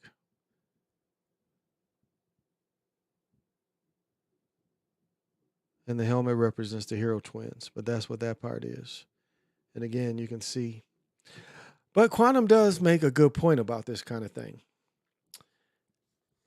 That it really makes you want to, it's like, why, like, how did ancient people get, big rocks like this?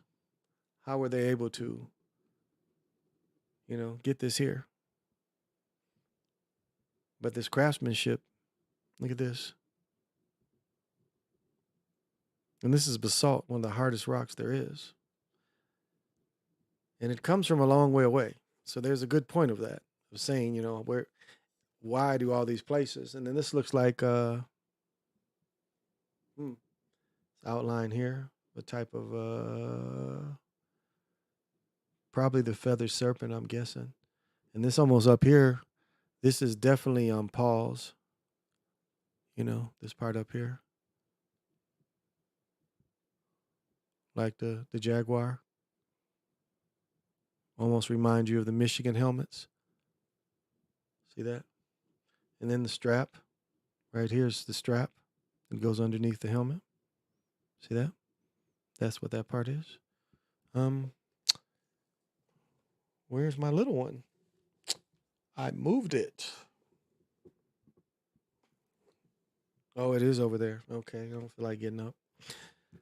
So it's a way, you can look at something, but you can also, it also shows you where the fallacies. Now this here is where they try to destroy it. See that? They tried to bust the lips off, and they wanted to bust this big nose. Because they didn't want, this nose. They were trying to hide that. Full lips. See this? Destruction.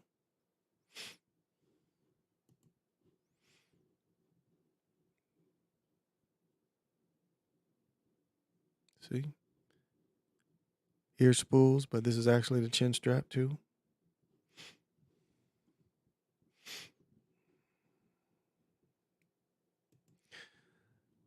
So this is a sacred thing. See, and this is the one where they destroy, try to destroy it. You know how long it took them to try to do this little bit? That's why they gave up. It took them too long to keep trying to. And that makes you wonder why, this has been destroyed. Never. This is the hero twins. Now, these statues right here are the oldest statues in the Americas. These two. These are the hero twins. You see? Headdress of the ball player.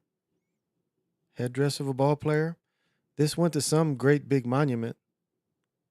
But these are the hero twins. And they don't look identical. Look at the face expressions, different. They're sitting on their legs. They have the backpacks on. But these are both the hero twins. And they were able to hide this, or they would try to destroy these kind of things. Now, opposite of these are their jaguar twins also. So they have the hero twins that also could metamorphosize into the jaguars.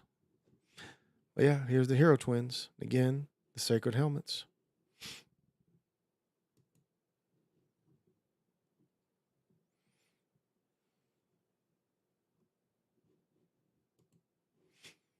Again, ear spools, chin strap, face guard. This is, I think, number 20. Ak. That sign.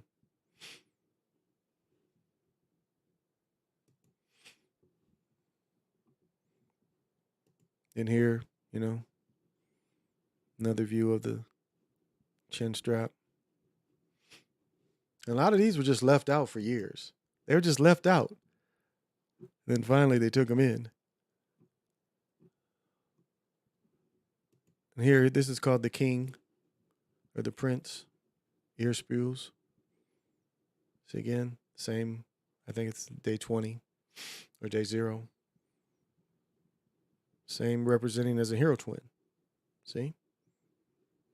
He's a hero twin as also. That's what he represents.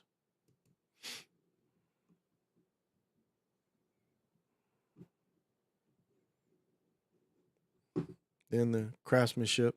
Look at this craftsmanship. This is jade or serpentine, does it say? Look at the craftsmanship.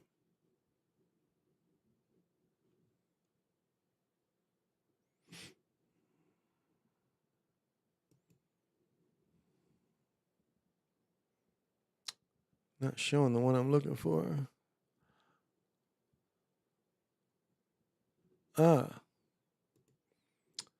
I know they want to show you that this is only Kemet, but the Americans bound their head too. The Olmec and the Mayan, they all bound their heads. So you see real Mayans, and this is Kemet, but the real Mayans would bound their heads as well.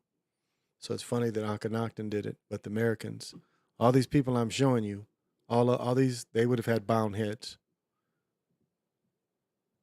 See if I can get a shot of it. But all of them would have had bound heads.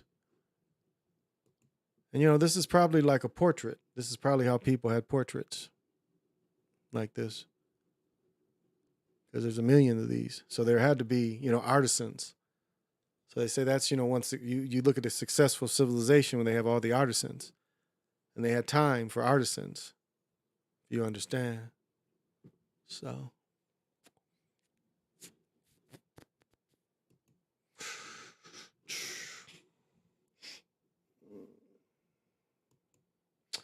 So thank you guys for going down memory lane with me. Take care. Never take the jab. Who we got? UConn game. I got UConn. Yeah, very stunning work. They always have a hat or something on their heads. Got to be some type of technology. No technology. No, there's no technology in wearing the helmet. There's no tech in that. It is actually being a hero twin. Yeah, there's no tech in it. It is actually a functional thing of what they would wear when they would play. I mean, there were people that always, you know, had head coverings. This is again Omen. Olmec is the commercial name. This is Esteli at La Venta, one of their capitals, where there is also a pyramid. You know, the most pyramids are in the Americas. I mean, look at this work. Look how magnificent this is. Look at that. Look at that. Look at the detail. Because this was like a picture.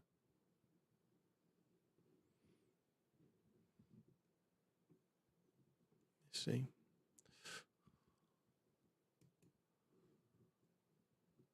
And is this the transition? Not quite. Let's see if I can find the transition one. And then these are again Mayan. Late chocolate vessel. Guatemala.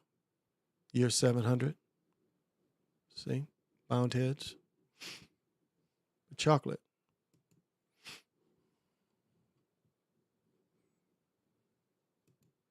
Oops. See? Bound head. But look at this. This is serpentine and cinnabar, but look at that. I mean, look how you see the realism of the people. Look how civilized these people were, that they had the time to, you know, to do this kind of beautiful work. And it was important to them. I mean, look again, look at this expression. This one's extremely old. Look at all this expression. They call him the swimmer or the dancer. But look at that expression.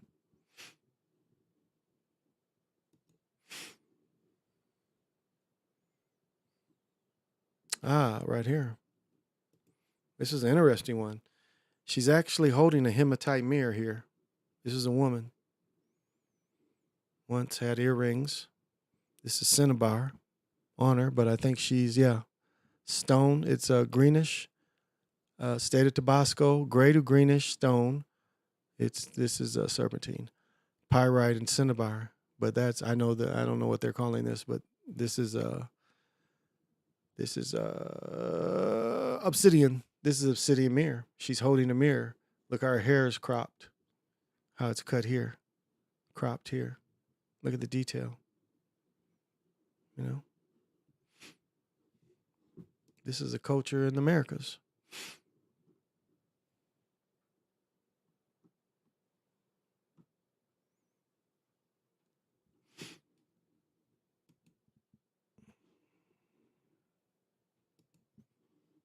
I mean, look how realistic this is. Look at that. The expressiveness of the people. So you can tell these were loving people. There's thousands of these.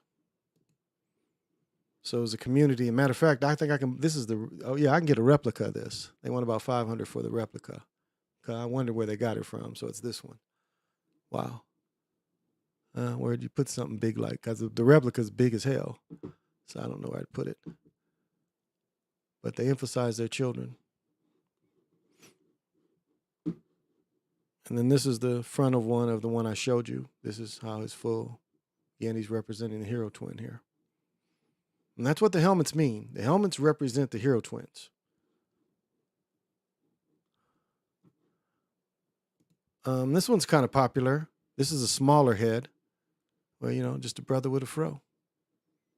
But this is a smaller head, much smaller head. So there's 8 million stories. I wanted to find the transformation one. Oh, okay. Look at this. Let me guys show you this. This comes out of Arkansas. Chautauqua, Arkansas, I think it's called. This comes out of Arkansas. Okay. Now let me tell you how this is a continuation of the Olmec culture. What you see here is this is a pipe. But what you see is, again, a person with a bound head. And if you look at the Chaparro, this is Chaparro. This comes from the Chaparro Mounds in Arkansas. And if you look here, these people, and when they found the people had bound heads. They played the infinite sacred ball game. And look at this work. Very similar posture to what we were seeing. See? So it's a continuation of a bigger culture. You see? Looking at this, you would think it came out of that South America.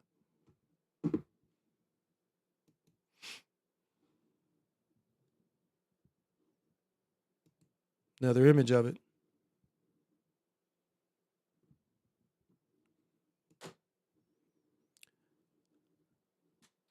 This comes out of Mississippi. This comes from the mound builders. Again, it looks like the sacred helmet. Backpack for sure. Ear spules. And these right around Mayan times. The Mayan existed through, 670. Yeah. Mayan, we're kind of leaving right here. But you see? The helmet.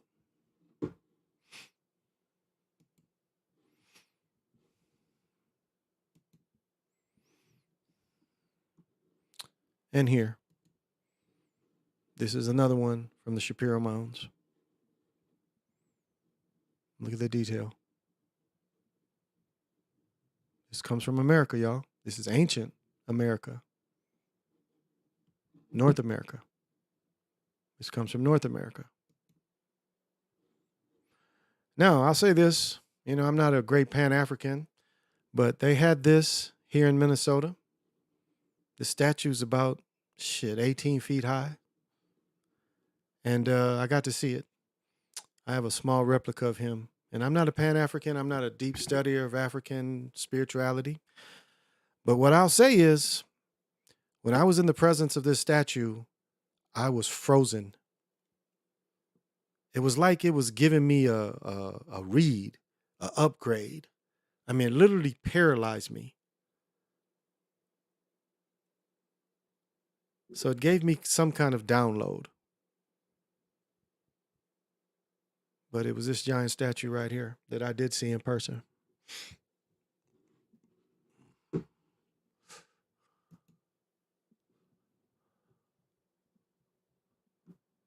I want to see the transformation. Now, I show this. So, they destroyed the reading and writing, but, the codexes exist.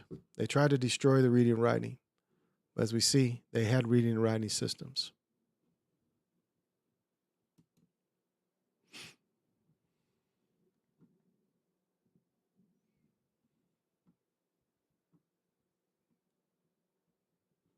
Here we go. Look at this brother.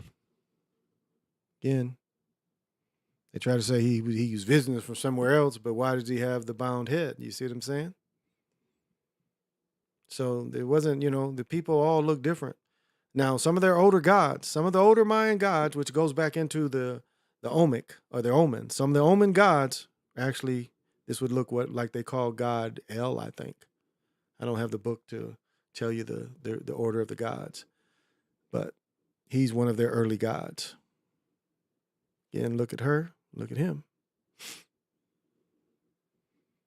Doesn't tell what year this is.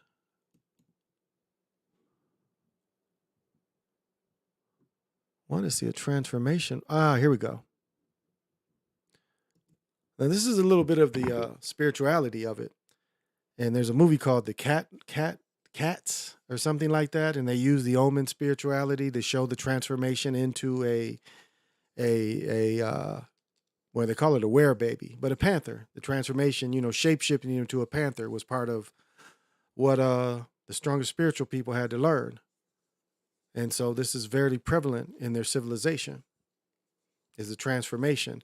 And later this transformation turns into the rain god Talalak, but the original energy was the werebaby or the panther energy.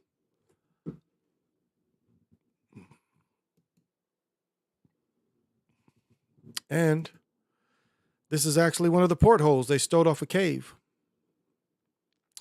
This is what would be called a dragon. And you would go, was in the cave entrance. So they took this off a cave. So you already see how, by going through this, you're going into something different. But that's Omen too.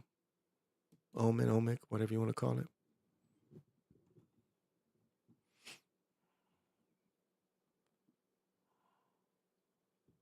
Yeah, and then we get into the Codex. This is the Phoenix Codex. This is the oldest one.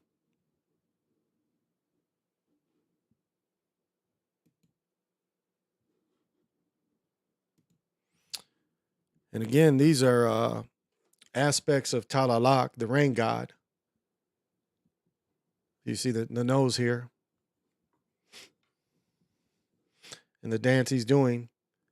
These are the days and the dates. See? Those tell you what the days. Tells you more than likely the long count up here. But these are the dates, how you keep track of the days. This tells you what day it is. Right here.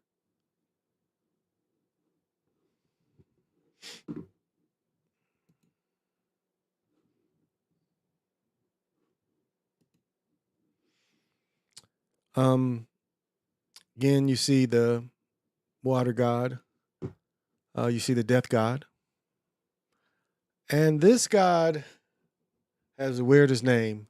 He's kind of like the inspiration god. But you see right here, what you see is one is a boll weevil and one is a grasshopper. I think this is a boll weevil. Let me see. No, but okay, one of them, I think this is the grasshopper. I'm not sure. Can't quite see it. But again, you got the days and dates in here, and you have the motions of the gods. And this is basically a Venus Codex.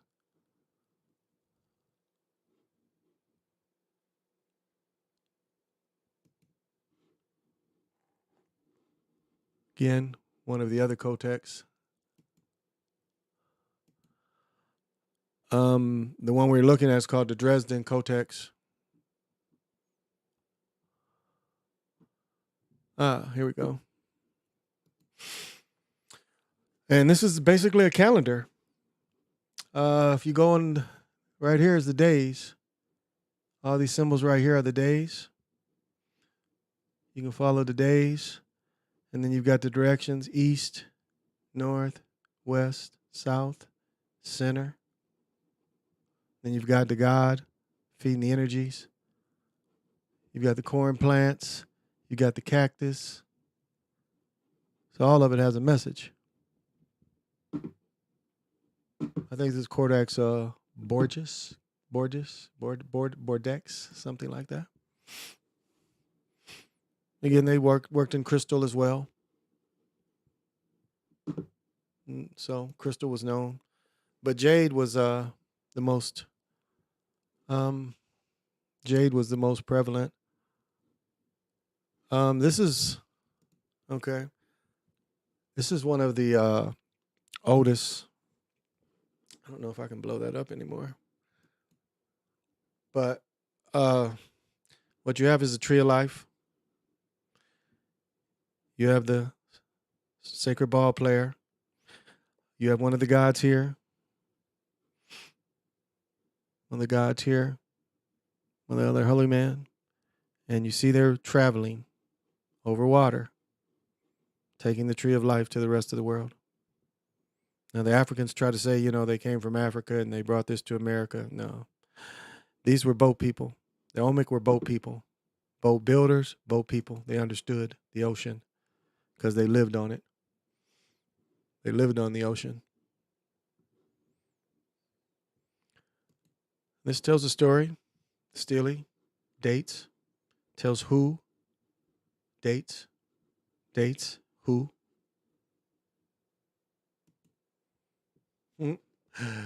Oh, here's a color picture of what we were looking at. See, you have a god here. You have the holy man, which is, the ball player. Tree of life, right here. World tree. Other holy people. See?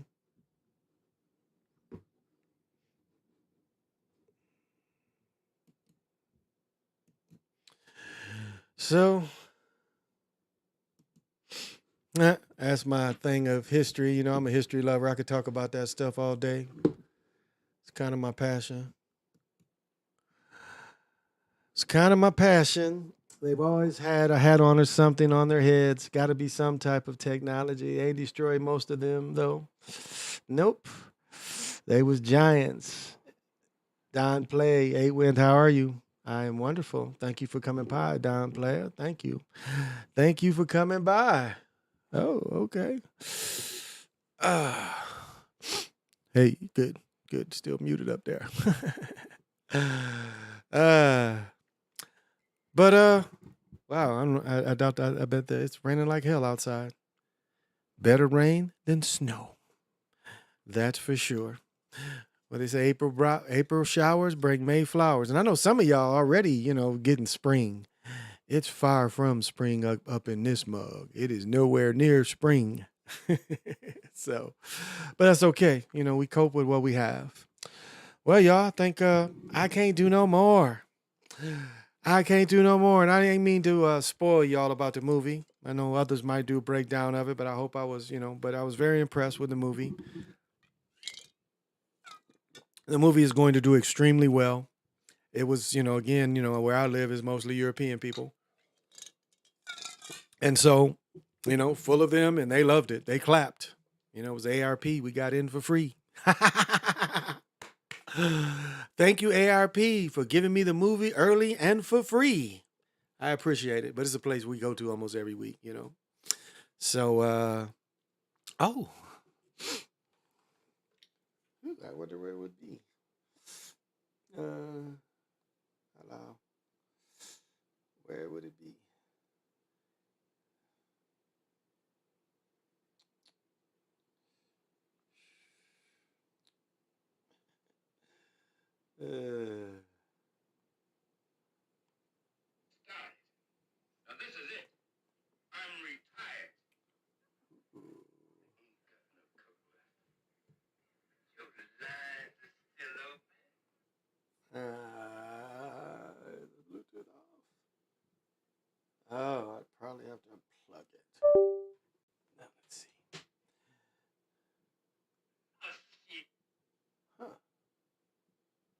let's reconnect it then. Because this is just so funny. Oh, gosh. I got one for y'all that I got to put on here tomorrow that I just got. This shit is hilarious. Oh, don't do that. Don't do that.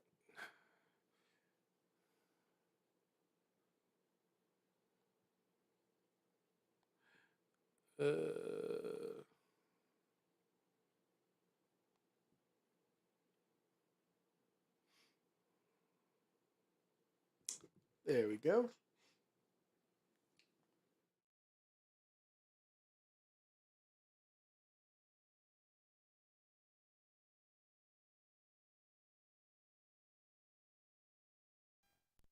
Get it, nigga. You wanna get it. You goddamn money then, nigga. Talk to me. You ain't got a gun in your hand.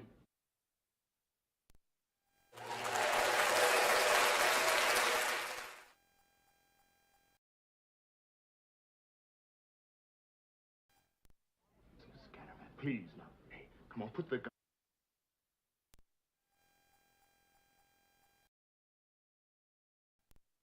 I ain't got no coke left.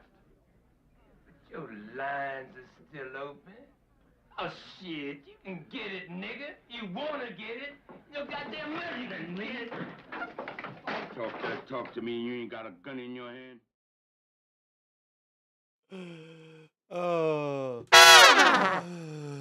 You can get it if you want to get it, nigga. You got to have vision. What about my bitches? You can't handle your bitches.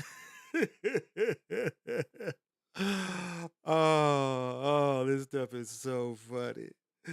What about my bitches? You can't handle your bitches. Oh, that is just so funny. But again, that's just part of our culture that they watched other dudes do it, and the movies captured it. Because this was real people that acted these certain ways, but the movies captured these individuals and put these in here. Oh, and I've got one. Oh my goodness. If I can figure out how to put it in here. Oh my God, I got a funny one. Wait till I put this in here. But thank you guys for putting up with me, watching this little history stuff. I know that ain't interesting to everybody, but I'm trying to get into it, baby. I'm trying to get into it. So yeah. We're gonna let y'all go. And thank you for the support. Thank you for coming in. Thank you for checking in. Thank you for the comments. Because I appreciate you.